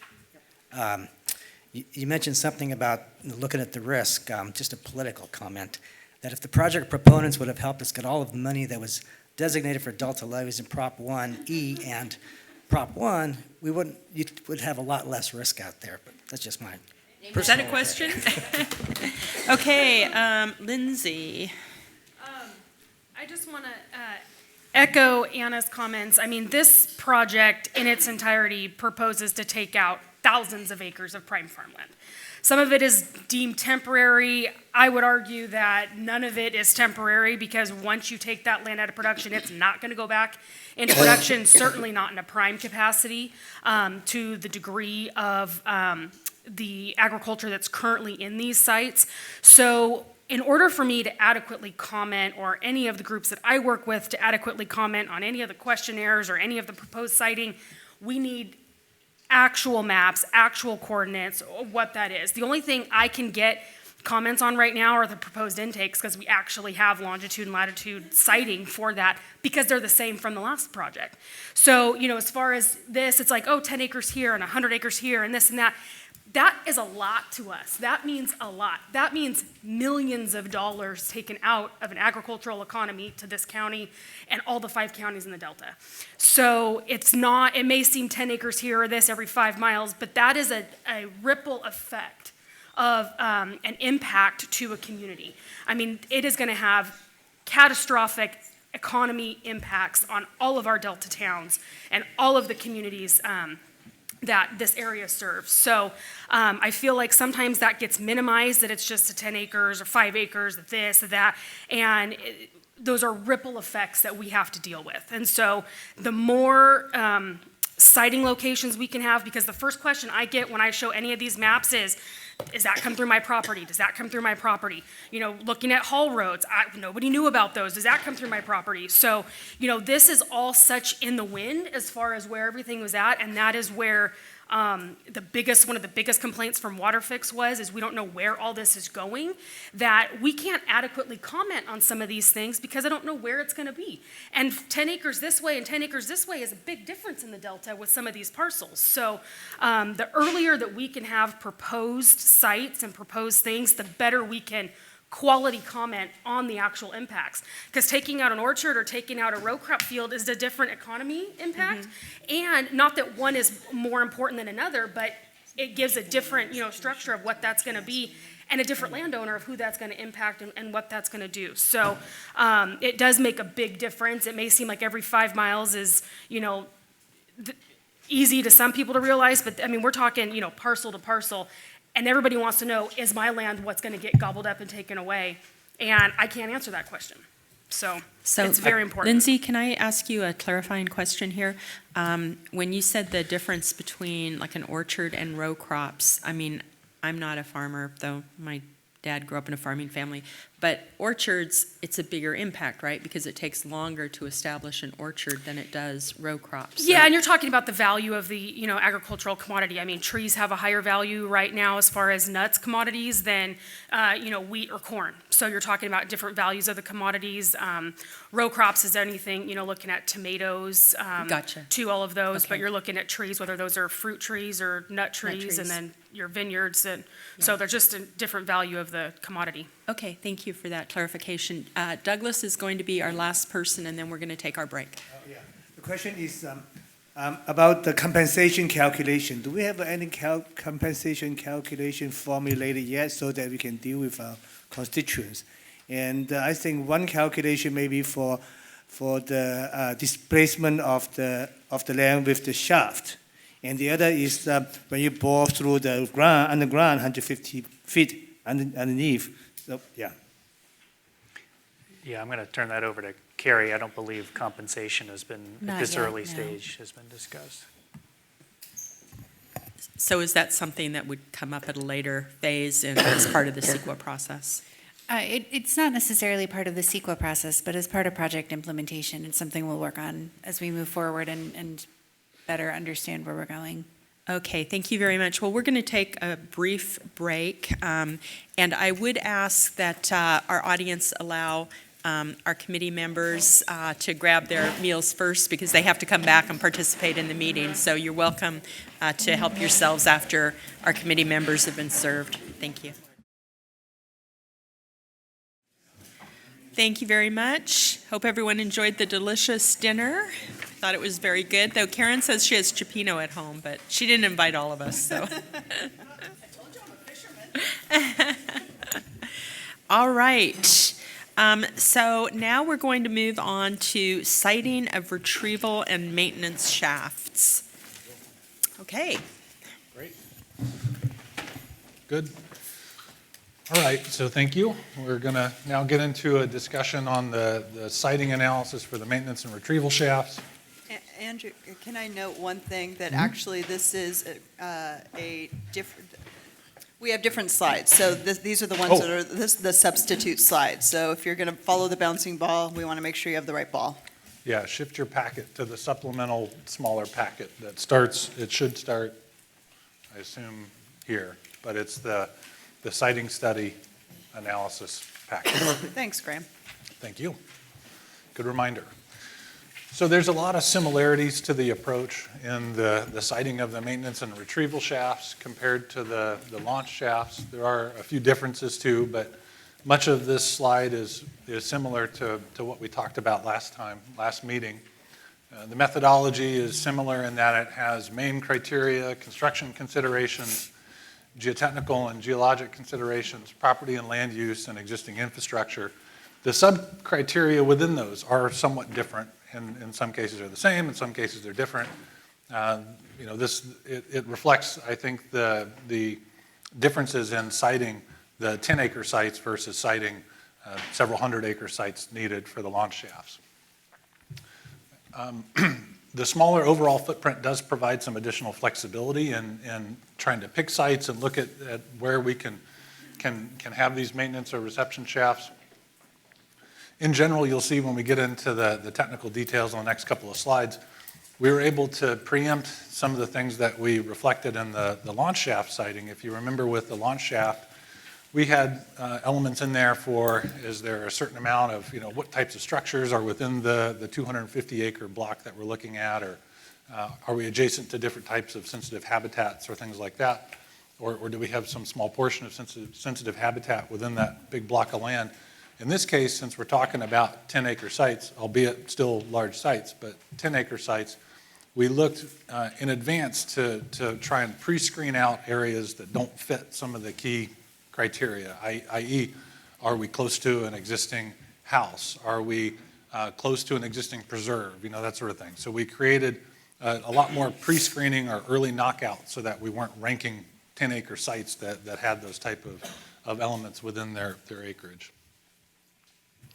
And then similar to the launch shafts, the criteria are based generally on design and construction considerations, but we did include existing land uses, and that the CEQA process will consider a lot more detail of existing land as well as additional environmental resources, and there may very well be a loop back through this process as some of that stuff comes out through the environmental process. So highlighting some of those key pre-screening knockouts, we had access suitability for maintenance or a drive shaft, and so in this case, we're looking for sites that are relatively close to public roads. So we're hoping to find those within the area. Looking at conservation land, refuge, preserves. In this case, we put a bit of a setback against those. And then existing structures, houses, schools, hospitals, we want to have a setback from those as well. And we'll talk through the details here as we review the central alignment. So similar to the launch shaft discussion that we had last time, we'll first run through the central alignment alternatives, and then we'll shift over and run through the eastern alignment alternatives. They both have very similar considerations, so this will all be a repeat when you see it again for the eastern corridor, eastern alignment. So the major considerations first were within the NOP corridors. preferably within an eighth of a mile of existing public roads. Those are reflected on the map. There's a ranking system based on logistical evaluations for the quality of those roads. So the greens being high quality or higher road access, relatively higher road access, yellow, moderate, orange, low. Our intention is to avoid using the orange roads as much as we possibly can, and just to focus on those roads that are a bit higher quality when we're trying to screen and evaluate potential maintenance and reception shaft locations. Is that high road access for you or for us? Just in general, based on pavement condition, based on the types of tight bends, turns, that types of things. So it's not a comparison anyway, it's just a general evaluation of the road. And where did that data come from? So this was based on work that was done internal to the DCA team, just going out, reviewing the sites, driving the sites, reviewing pavement ratings with the counties and the cities, and just trying to conglomerate all that information together. So this is an analysis that you did. Yes, this is an analysis that our team has done. Right. Okay, and what's your pedigree as far as like being able to accurately survey roads and? Well, you're talking to somebody who's citing maintenance and shaft sites. There are others among the team who have a better pedigree for actually evaluating the quality of these roads. Okay. But my charge was to focus on these roads and evaluate shaft sites within an eighth of a mile adjacent to those roads. So we're trying to minimize how much new road has to be constructed, how much new access needs to be constructed, really trying to focus on the public road access. It doesn't mean that areas that are outside, when I get to it, you're going to see some gray areas kind of blocked out based on preserves and things. It doesn't mean that areas outside of the gray areas still couldn't be viable maintenance or reception shaft sites. It's just, this is the process that we're going through.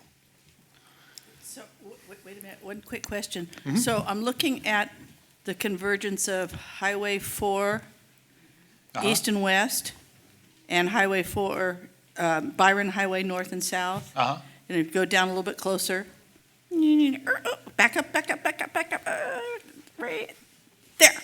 Okay.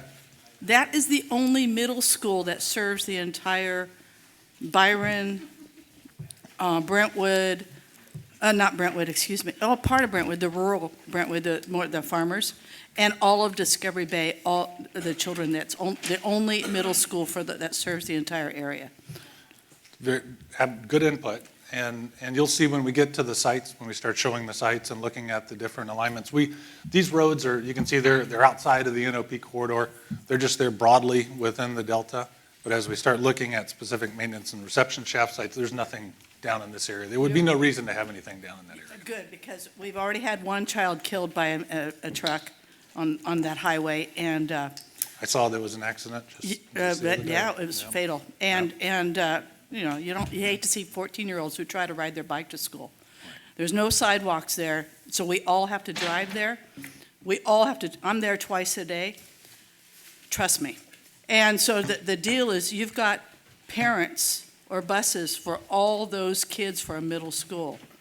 And the traffic in the morning and in the afternoon, your trucks are not going to get through. Good point, good comment. I think that's information we want to hear. So as we look at access limitations and restrictions, we do have a couple islands that are very difficult to get to. Venice Island, Woodward, I know there is a new bridge onto Woodward, but it has a relatively low rating for the types of vehicles we would be needing. And then Ringe Track is also very difficult to access. So those are sort of blocked out initially. So for the record, Clarksburg and the other schools, they all bus the kids in. So very few parents, for at least the schools in the North Delta, actually drive their children to school. A majority of the children rely on the bus system that runs twice a day or 3 times a day. And Karen, look at this map, because it was inaccurate. There are 3 schools in Clarksburg. So make sure that your school's on this map, Karen. So if I could interject some right now. People are just jumping in with questions. We only have 37 minutes left. So if we could get through this, and if people could wait till I call on them to ask questions, so everyone gets a chance to talk. Thank you so much. Please keep going. Okay. And then the grayed out areas that you see here, these are the preserves. conservation land, and then we put a quarter-mile buffer around those sites to try and set back from them for all of the maintenance and reception shafts. And then the last thing, so I mentioned residential structures, existing schools, hospitals, and then a 300-foot setback from all existing levees. We want to exclude being immediately adjacent to those levees. So now we're going to walk through a couple of different drives. So we're going to begin on the north and then work our way down through the system. The piece on the right is going to stay pretty much static through all the slides, although you're going to see the potential drive sites changing as we click through the different options. So now we're looking at the drive north from, if you remember, this was Central Site A, was what this was labeled. It's over there on the far board, Central Site A, for the central alignment. Looking at driving north towards the intakes, this would be one alternative, going to the backside of intake 5 and then to intake 3. The next slide is going to show you what it looks like going from 3 to 2. Focusing on maintenance shaft intervals of approximately every 5 miles, 4 to 5 miles. This is how this particular configuration would look. We've got the maintenance and reception shaft locations lit up in colors of yellow and green. These are ranked in favorable and acceptable. Reason being, you notice there's no orange, there's no unfavorable or anything like that. Those would be areas that were really pre-screened out initially because of all the gray and all the other factors that we considered getting these sites relatively close to public roads, outside of those existing preserves and all the other knockout criteria we discussed. So all of these sites are shown as being adjacent to existing public roads and outside of those areas.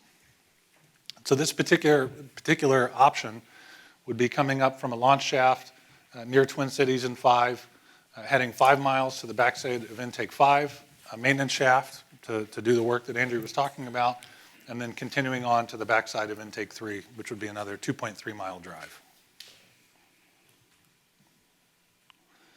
So this is a different version of the same type of arrangement, although going to the backside of intake 3 and then to 2. For this case, you need to have an additional maintenance shaft off of Lambert Road for this example before turning and heading north to the backside of intake 3. Reason being, you can't make the full distance from the launch shaft to the backside of intake 3 within that 5 mile range. So you have to have a stopover first to take a look at the equipment before you make the push up to the backside of intake 3. So now we'll look at the drive between the northern Site A, and this was our central Site B down on Bolden Island. So in this case, we're maximizing the drive lengths. On the bottom end, we know we have to clear the Consumnes River Preserve and McCormick-Williamson, but we can't get all the way from the north side down to Staten. It's too far. This is about a little over 6 miles. So the way we have to do that is a stopover here. There's a little area that we were able to squeeze in some sites right under that label that appear to meet the screening criteria that we're looking at. So you have to have a look at the equipment here and then push 5 miles down into Staten Island, getting you pretty deep, about halfway down into Staten Island, and then you've got another 5 mile distance to Bolden. So this is really trying to minimize the number of shafts that would be needed to cover that distance.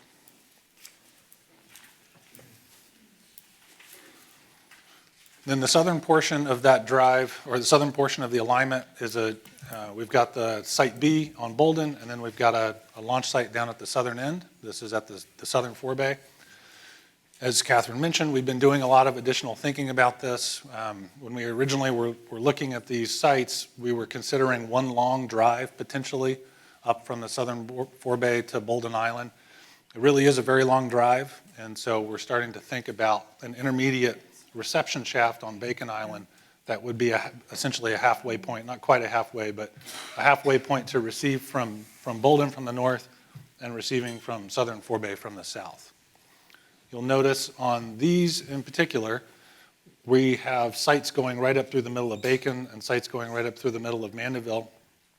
The existing public road on Bacon is there, but we're really trying to avoid using that levee as that levee crown as a construction access. So we're looking at sites up through the center here, recognizing that this would have to be new construction. There would have to be new access constructed to get to those sites, as well as bridge modifications to access those islands.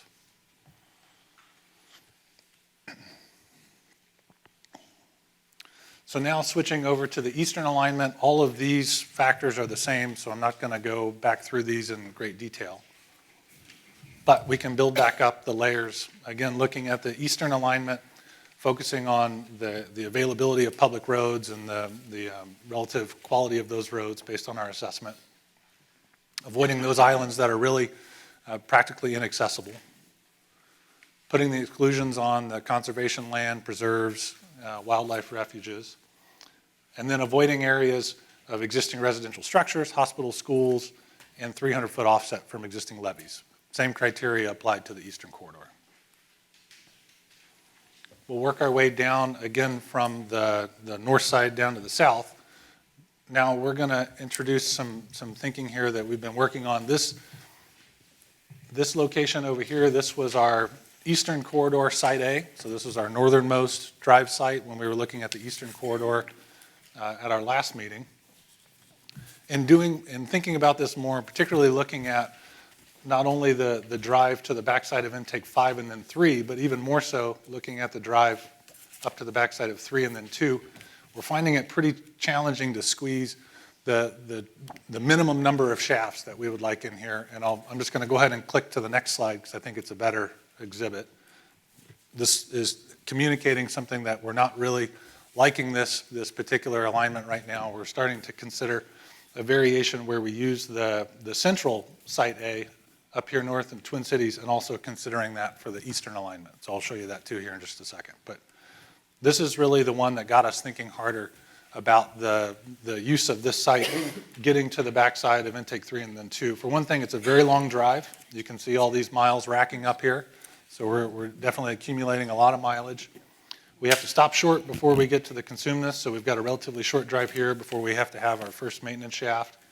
Get across the consumeness, we have another maintenance shaft, but here's Lambert. We're looking at a really short drive here to get to the next opportunity that we've cited for a maintenance shaft, and then up to the backside of Hood, and then on to intake 2. So in this case, we end up having 1, 2, 3 intermediate maintenance shafts just trying to get to the backside of the intake and turning on. So it was this type of thinking and evaluation that has landed us thinking that this really maybe isn't the best scenario, but we'll keep working on this as we're evaluating options. So instead, you've already seen this. This is the same orientation and alignment that I just showed you for the central site, but now we're also considering it for the eastern alignment. So that's really the reason we're bringing it back up again here. Did you want to say something? Yeah, is this on? Are the mics on? Yeah, there we go. It just added an extra shaft or two and just brought a lot more construction traffic into that Cortland and Walnut Grove area in there. And so making the shorter drive up north and moving that launch shaft, which are significant sized shafts or shaft sites, over towards our I-5, taking advantage of the rail and minimizing the amount of work that was happening up in that area. We thought that had a lot less impact on, a number of issues up there. So while we thought doing a 10 to 15 mile stretch on the east corridor would be the optimal way to go, it ended up adding shafts rather than reducing them. Right. The spacing was tighter than we would have liked. We were not really able to get those 5-mile drives between shafts based on all the constraints we were trying to work around. So these you've already seen. This is from the central site. I labeled it central site A to the backside of intake 5 and then 3. And then this is central site A to you've got one stop over here at Lambert and then up to the backside of intake 3 and then 2. The same alignment we talked about. Yeah, and Jim, to your point, if you notice, you can get from the launch site over to 5 without a maintenance shaft with 3 and 5, but you can't get from the launch shaft up to 3 without an intermediate one in there. So just reduces the shafts, which reduces construction in that area. So building on that, taking what we had originally labeled as the central site A and evaluating that for an eastern corridor alignment. We've got our potential lot shaft up here in the north. We've got our original eastern site B, which is down on Lower Roberts. This would be a very, very long drive, too long a drive to have from one direction. So under this scenario, we'd be looking to receive on terminus adjacent somewhere to Highway 12, which does have pretty good road access and accessibility. In this case, you can see we are able to get more of those 5-mile runs. We do still have the same, we still have this restriction where we have to clear the consumeness and stop over and check on the equipment before making the next push, and then looking at West Peltier for potentially another site to take another look at the equipment before we do the last 5-mile run to Highway 12. Clearing from the bottom, we can span underneath Ringe Track with a 4-mile push, and then it's a 5-mile run to Highway 12. So it's a pretty reasonable scenario. Now the lower end of the eastern alignment, this is from the southern forebay. We've got between the southern forebay and Lower Roberts. And in this case, the run, we have Highway 4 here listed on Victoria. We've got Upper Jones, and then adjacent to the rail line and the McComney Aqueduct in Lower Jones, and then a variety of different access points within Lower Roberts. We have a stopover that's relatively, a 3.9-mile drive to be adjacent to Highway 4, and then a 5-mile drive up to the BNSF line, and then a 4-mile drive to the potential reception shaft, or this whole thing can be flipped around, but it would be a potential reception shaft at Lower Roberts. So these are the dots that we have right now. This is what we're working through and evaluating, so I think now is the time for clarifications. Okay. And wait, just to your point, Lindsay, and also Anna, what we'll do is we'll do full-size drawings showing all of the plots from the last meeting and where we were thinking ours would go in, and then all of these plots, basically all he's doing is following the roads so that we're not adding more roads in that area. But we'll get the lot locations on there. And if anyone wants them printed full-size on paper, we'd be glad to do that too, but we can give it to you electronically. Yeah, okay, that'd be fine. I know when you're looking at these maps, you're like, well, where the heck am I? But we'll get all that done. And then if we can also, if you think layering on the aerial from Google or something is helpful, we can do that as well. So we'll send you guys a set of maps so that you clearly understand the locations that we're talking about. What we're trying to do is just sort of optimize it and fine-tune in where we think we might put these. And I think actually the bus drive along these routes here might be extremely helpful in terms of, this is a little bit better than that. Yeah, okay. Okay, well, I know that we're going to have some questions. I saw Jim's hand go up. Jim. So I'd just like a little clarification on the railroad. Are you considering it just for a siding to offload equipment, take mucks south? You're not thinking about spurs any longer? I haven't heard that one. So could you just sort of enlighten us on the whole railroad thing? And the reason I'm asking, Catherine, is that the railroad line goes along Franklin Boulevard most of the way that you're there, and the railroad bed's about 8 or 9 feet higher than the road. So, in my simple-minded way of looking at this, it would take a very long spur, a couple of miles maybe, to get off and get back on the main line. Yeah, I think at the next meeting, we'll show you what we're thinking about in terms of how we do that. What we like about being along the rail line is having the liners not be, to have the liner transport, because there's a significant number of them, to be able to transport the liners by rail. And we think that would relieve a lot of the additional traffic on particularly I-5. And then in terms of the RTM, it'd be nice to have that on the adjacent to the rail line as well, so that we can move it around to wherever we end up wanting to leave it in the delta.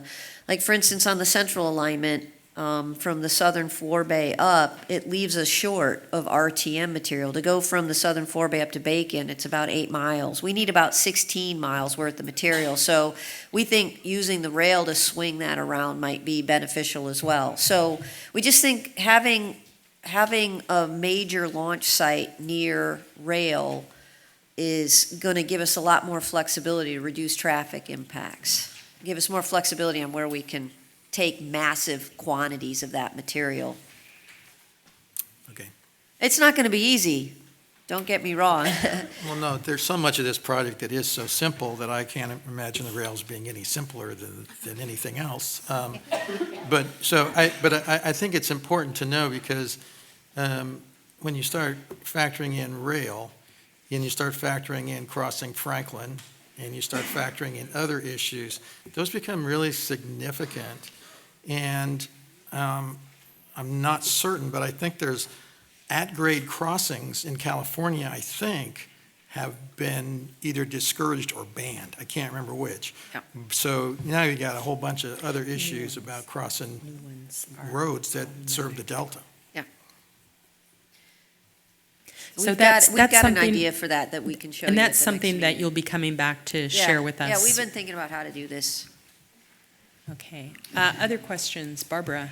Just that I definitely think that there is going to have to be a bit of a drive route. I mean, I'm thinking about how to go out and do most of this independently with our team to really look at site by site and almost, we need our own checklists, I'm sorry, but independent of you in a way. For how we want to evaluate everything. But I know there's going to be problems getting into certain places, getting onto Bolden, getting onto Ridge Track. So I don't know if necessarily a bus is an answer or if it's a lead tour with a caravan. But I think it's kind of essential to trying to put the pieces together. Google Maps aerial views can only take you so far. Yep. You have to see what's living out there. Yeah. And I think you'd get a much better response. I agree. Karen? Okay, in addition to the bus, may I also recommend the Rose Marie. The Rose Marie happens to be a charter boat. It's currently docked at Tower Park Marina. I know the owners. Imagine that. And people that are up on the top deck of the Rose Marie would actually be able to see over the levees into the actual islands. Yeah, okay. And there's got to be some kind of, well, that's all private land still. Obviously, you haven't conducted your eminent domain yet for the take areas. So obviously, we can't go just trolloping across the land. So having the parcel maps, and I can bring parcel maps if you want me to. I can print those out. But that we should be able to identify the properties that you're looking Absolutely. at. I agree. We can do that. So if you do it by assessor's parcel number, that would be a big help. APN, yep. No problem. Okay? Yeah. Other questions or comments? Lindsay? Just a clarifying question. Acreage-wise, you had said that the launch pads are about 100 acres. Is that correct, give or take? I know that was in the previous presentation, but I'm just trying. It's just going to depend on what drive length. As soon as Yeah. we gave you charts there that showed how many acres we needed depending on how far the drive length. As you can see from this presentation, each drive length was a slightly different length. So each drive launch shaft is going to have a slightly different acreage. Okay. But it's in your pack from last And meeting. right, and then the maintenance and reception, are those about 10 acres Yeah, each? That's what, at the very most. at the it's very 10 most. Okay, so I saw that Yeah. maintenance in here. I just want to make sure reception was Much about smaller. the same. Yeah, Okay, there's not near as much activity going on at those. thank you. You're welcome. Okay, anyone else before we head to public comments? One more quick question. So I'm trying to get my arm around, we've got trestle bridges. Karen, can you use the? Oh, I'm sorry. Excuse me. I was using my mother voice. We have trestle bridges, and the trains that go across them are kind of heavy. And so I just wanted to make sure that I'm sure that you have explored that and made sure that that's not going to be a hazard for either the train or for, your people, the people that would actually be in the dig areas. Yeah, so one of the takeaways, we'll get into much more detail on how we might use rail and how we might use barging. So can you go back on the east No, alignment? you'll be tunneling underneath the trestle bridges. Yeah, in some cases. Yeah, so we also, the launch shaft there, over on, was that Roberts Track? Yeah, this is Lower Roberts. Lower Roberts. I mean, we kind of like the idea of barging in there too, to alleviate a lot of the traffic off of the roadways, just for the, again, the liners. They probably, the concrete precast liners will probably be made in Stockton. It's the closest concrete fabrication. It may not be, but I mean, it's kind of a logical, if you were bidding the job, you know, and so being able to get them there from the port and move them over seems like something that's pretty doable. Or if they were made in Antioch or something. We gave you in the last meeting a list of where all the existing kind of concrete batch plants were, so. Again, I think if you looked at those, I mean, maybe it's not compelling, and that's feedback we'd love from you, but, I mean, when we looked at how much material you can move on a barge trip versus how many trucks that equates to, you know, and then you start thinking about, like you said, how you're stuck in traffic on 4. If I can, you know, pull 50% of that load off the roads minimum by using barge or using rail, then I would think that that's a benefit to the Delta. Well, that's okay if the barge is located on a primary river. And when I say a primary river, that would be Deepwater Channel, That's perhaps right. the San Joaquin River. Which is where that launch shaft is along. Right. So on the San Joaquin River, well, the only thing that you'd have to maneuver around are the ships that dock in Stockton, but I'm sure the ships and the barges will get along. They do now. There would be many more barges to consider. You know, the barge traffic would be much more than what it is now. So that's my concern. Yeah. And where would the barges be parked at night and on weekends? We have a barging specialist firm that's working with us. I think what we need to do, one of the notes I took was to have once we kind of settle on all these sites, we need to just, and to Barbara's point at the last meeting where you wanted comprehensive numbers on the trucks, right? Once we settle on all these sites, we have the pieces there, then we can start pulling it all together with the total number of trucks, and then what we can do is say, okay, if we do this, you know, rail spur here, I can peel off these many trucks here. If we do a barge landing down here, I can peel that many off, and then we'll have them do details on how exactly the barging would work and how the rail spur would work. We'll have our experts in here to talk about that. Well, the key would be is to keep the barges off the more narrow rivers, Yeah, the sloughs, we because did a map for. that's a real hazard. Yeah, take a look at the map that was in the last meeting where we had the primary barging waterways and then secondary where a smaller one might be able to get through. But if you look at that and comment on that, I think we saw very few places that major barges could really get to besides that deep ship water canal. Right, exactly. Okay, thank you. Okay, I think Anna is next, So- and then Barbara. I'm curious about the timing of the scoping meetings, because I think that if the folks in Walnut Grove and Locke were aware of not only the intakes, because that's really the only information they've been given, but now about these launch sites, maintenance and reception, I think you would get a ton more scoping letters and input on how that will directly affect them. So it feels like the scoping is happening, it's mistimed compared to the information that's actually being given to the people who are in Ground Zero and are going to be directly affected. So I'm very grateful for this presentation, because I'm gonna amplify this and make sure that our folks from Walnut Grove and Locke and the other communities in the Delta understand that it's not just the intakes or that impact of that construction, but it's the additional impact, again, cumulative, of these launch pads, maintenance pads, and reception pads that are all going to directly affect them for a very, very long time. And so I just want to say that I have a lot of misgivings about the timing of that scoping meeting, because I feel like we did not give them enough information about the realities of this project and the realities of the impacts for anybody to be able to give you any type of a scoping comment that could be worthwhile, because they don't know. Even I didn't know until I'm sitting here and had this realization, and, you know, I'm deeply involved. So I think I would think again, if you really want to do this right, do scoping again and give them the actual information that they need so that you actually can know what the impact would be on the communities that are sitting in ground zero. So just in terms of scoping timing, I know that scoping is often a pretty frustrating process because it does come at the beginning of the CEQA process. We needed to have scoping now to allow us to publicize information and collect information at the upfront part of this so that we can use as much as we possibly can. But this is not in any way the end of our opportunities to provide public input.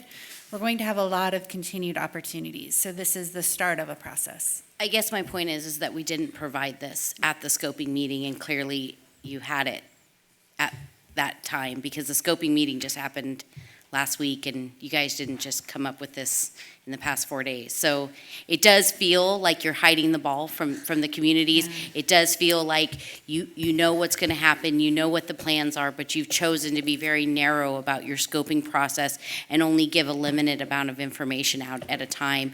And it's very frustrating because the people that actually live there, they have an absolute fundamental right to understand and to be given clear information and clear ideas about what you propose to do to their property, to their communities, and to their long-time multi-generational farmland. And that did not, and we can banter back and forth, but I attended the scoping meeting. That was not conveyed through that process. That was not conveyed through that presentation. There was absolutely no mention of these launch pads and these maintenance staff and these reception pads. And that is a misalignment as to what you've been telling us the whole time, which is we want to do this right, we want to do this. But how can you do it right if you're hiding the ball and you knew? Can we you. maybe not use loaded language like repeating, hiding the ball? I understand we all get frustrated, but Carrie, is it fair to say that this information will be further shared with the public as the CEQA process moves forward? Sure, and I think we did mention the shafts in the notice of preparation. This is not the first time that they've been discussed. They were included, but I really do want to focus on the idea that the purpose of scoping is that we need to hear from people about these concerns. We're here tonight for a 3-hour meeting. This group has met, this is the fifth time, so it's 15 hours of time. It's pretty hard during a scoping meeting to convey that level of information, and our focus was on trying to provide an opportunity for people to tell us what their concerns are. Thank you. Barbara, you're next. So if I could, I want to make sure there's a clarification before we move past that. The shafts that we showed at the backside of the intakes, those are actually attached to the intake structure. Those would be the drop shafts for the tunnel. So Phil's been showing that. As he's been showing intakes, you may not have realized it, but the same shaft would be dual purpose. So those are not new elements to the project. Barbara? As you analyze barge traffic, you're going to do, I'm sure, analysis with the port on normal business activity and then recreation activity on the eastern alignment. I just want you to be aware that I'm part of a whole movement to build a sculling center on port property. That's great. In the deep water channel, and so I'm just giving you the heads up right now that there needs to be thought about what do you do with people-powered boats too along the way. Okay? That's great. Yeah, good point. Yes, Michael. Just real quick reference to a couple ongoing projects. We're talking about Bolden Island and that western side, as I'm assuming since it's on the Deepwater Channel. Right across from there, very near there, the Frank's Track Futures project with state parks going on. I don't want to insult anybody's intelligence, but just to make sure that you're aware of that, because a lot of folks there's a process very similar to this that has really been very successful with that. Mr. Glosky's on that, very involved in that too. But just so these things, they seem to be very related in people's eyes. So that's just coordinated, putting a barge station out at that side where boat traffic is being funneled as a upside of that Frank Track Future project, just to be aware of that, and that the Delta, Eric, help me, National Heritage Area, just to be aware of these things floating around, and if there are just any areas of overlap or interest, just to, any background information that connects some dots along the way. Thanks. Thank you, noted. We have 6 minutes left, so I want to go to public comment at this point. And our first speaker will be Osha Meserve. Ms. Meserve, I think you've been here before, know the drill, 3 minutes. And she'll be followed by Dan Whaley. I want to look at my 3 minutes.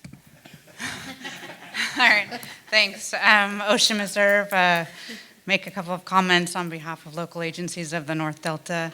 I want to agree with the frustration about the lack of detail in the notice of preparation. I think it makes it really hard to provide meaningful responses when there's so little detail about where all the facilities are. And it's just such a huge and massive project. It's not just, you know, it's got so many components, and I think that it's probably owed to the public to show each of those components in the NOP. Also, I heard references to sunny day levee failures. I think we're concerned about any day levee failures, and I think I agree with Gilbert, made the point that this is a very good reason why DWR and the JPA should be fully supporting Delta levee funding in both the state budget as well as the upcoming resiliency bond. It's important for whether or not this project goes through. I'm going to also make a few comments on the SEC questions document again.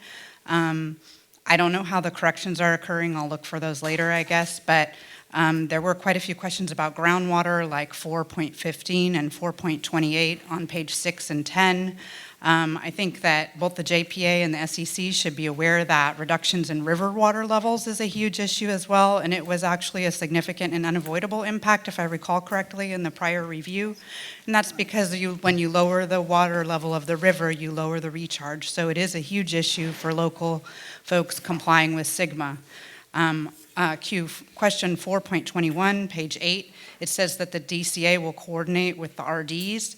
In my experience, there never has been coordination with the RDs. The RDs, some of which were cooperating agencies under NEPA with the Bureau, but there really has never been a track record of that, so there should be follow through on that issue. Question 4.22 says it's difficult to compare the California water fix with the new Delta Conveyance Plan. I do not think that is a credible answer. I was able to have a map made that showed that it's the same 3 intake sites reduced to 2, and that there's 1 new possible tunnel corridor. It's very easy, and I don't think that answer does justice to the truth. I'm going to put on my Friends of Stone Lakes hat for a second. I was surprised to see that the access road straight through Stone Lakes National Wildlife Refuge is a high road access area in green. I think the refuge and the Friends group have been clear that that is not acceptable. That goes right past the visitor center and right through a sensitive area. It also goes through the town of Hood, which is not acceptable. So, and it looks like there's maintenance and reception shafts also planned within the refuge boundary that was designated by Congress, within which the Fish and Wildlife Service can 10 seconds. Can purchase lands for conservation purposes. So I don't think that the criteria has taken that into account properly. Thank you. Thank you. Our next speaker is Dan Whaley, who will speak on the staff presentation as well as non-agendized item. Mr. Whaley, you have 3 minutes. I would just like to point out that a private developer would not do this project in the way you're doing it. And in reality, you would first find out whether the Delta Stewardship Commission would even certify a project. Secondly, you would find out whether the State Water Board would even allow you to do it. And thirdly, you'd talk to Fish and Game to find out what we anticipate will be their statement that these intakes are not properly placed. In addition to that, the first thing a developer would do was figure out what the infrastructure of the Delta area is. You're talking about 10 years of construction. You can't use porta potties. The town of Hood doesn't have a sewer connection yet. The town of Hood, right now, at 7:30 in the morning, 350 cars drive off of I-5 and take the River Road to get to town. Have you done an updated traffic study so you know what's going on? Now you're talking about going through the town of Franklin. The town of Franklin at 8 and 3 o'clock is gridlocked with cars because each mother takes her kid or father takes their kid to school at the little school there. So if you're planning on using that, you need to do that study as well. Finally, in 1986, Hood Franklin Road was under 3 feet of water when it just rained a lot. And so how you're going to use that road as your major way to complete this construction project doesn't make any sense. And as other people have said, if you don't maintain the existing levee system, you won't have a place to put this project. And it's very simple. You need to spend the money up front to make sure that the system that's there will function, because one breach will destroy your $50 billion tunnel that supplies no water. Thank you. Thank you, Mr. Whaley. The next speaker is Dave Sterling, followed, okay, and after that is Ken Gastow, followed by Dominic Crilly. Hi there, I'm Ken Gaston, and I'm with the River Delta School District. Our school district starts right here at the Antioch Bridge and goes basically to West Sacramento. So we're all up and down both sides of the river, so we'll be heavily impacted on this in many different ways. We've had 3 prior state projects run in our area, one very quickly at our school that had a sewer system pipeline replaced, which was about 50% overdue. It was late, causing us major impacts both in dirt, dust, HVAC, custodial problems.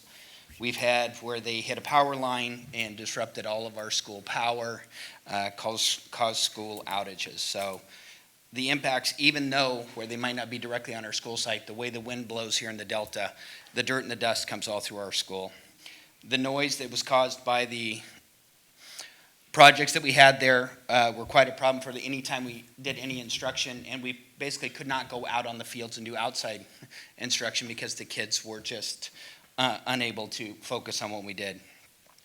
The 4 schools that we have upriver all have a water quality. They all run on wells. So everything we pull in and out of the ground here causes not only our drinking water, but our irrigation for landscapes. And we know that Napa just recently had some irrigation changes where they tried to use recycling water, where it killed over a couple thousand of their trees because of extra salt in the water. So a big concern for us in irrigation. Access points through our property or even adjacent properties have caused us problems. Even though we worked with the state to make sure none of the trucks or anything came through our property, they still did. We had adjustment routes. Time frames, this is going on 6 to 7 to 10 years, who knows how long. So that would be a huge impact for us. And more importantly, transportation. We go up and down the levee roads with the bus, and our buses are 104 inches wide. If you meet another big rig there on the road, there's no room to pass. Our buses go through every single side road, every single levee road, everything else. So this would be a huge impact for us. So to understand all these things and provide this to us, just the time when we had to repaint the bridge, we had to hire extra bus drivers. We had to go through and hire extra staffing just to cover the extra bus routes. Bus routes go out at 4:45 a.m., come back in about 6 p.m. So we're going to be in the middle of all this with our buses. Thank you. Thank you, Mr. Gaston. And you brought up a number of issues which I'm assuming should appropriately be brought forward as part of the CEQA process. Is that correct, Ms. Buckman? Yes, please. Great. Thank you very much. And we'll follow up and get copies of the Okay, bus great. routes. Thank you very much. And the last speaker was Dominic Really? I'm sorry if I mangled your last name. I apologize. Dominic Gooley, no problem. Louis. Civil engineer, various reclamation districts. I think that your alignment should take into consideration the McDonald Island gas storage field. On McDonald Island, there's a large gas storage field there. And if you want to know a little bit about the history of that, you can Google Red Adair, who came to Stockton one time. Thank you.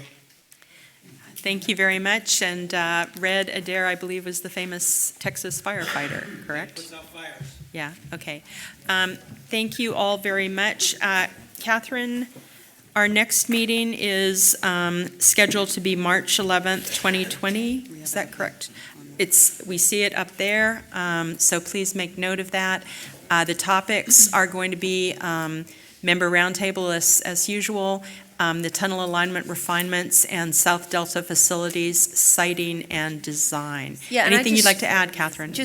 We'll try to get those maps out as quickly as possible with the parcel numbers and deliver full-size maps to everyone too, so that you have both of those as early as possible. But I would hope that in the next meeting,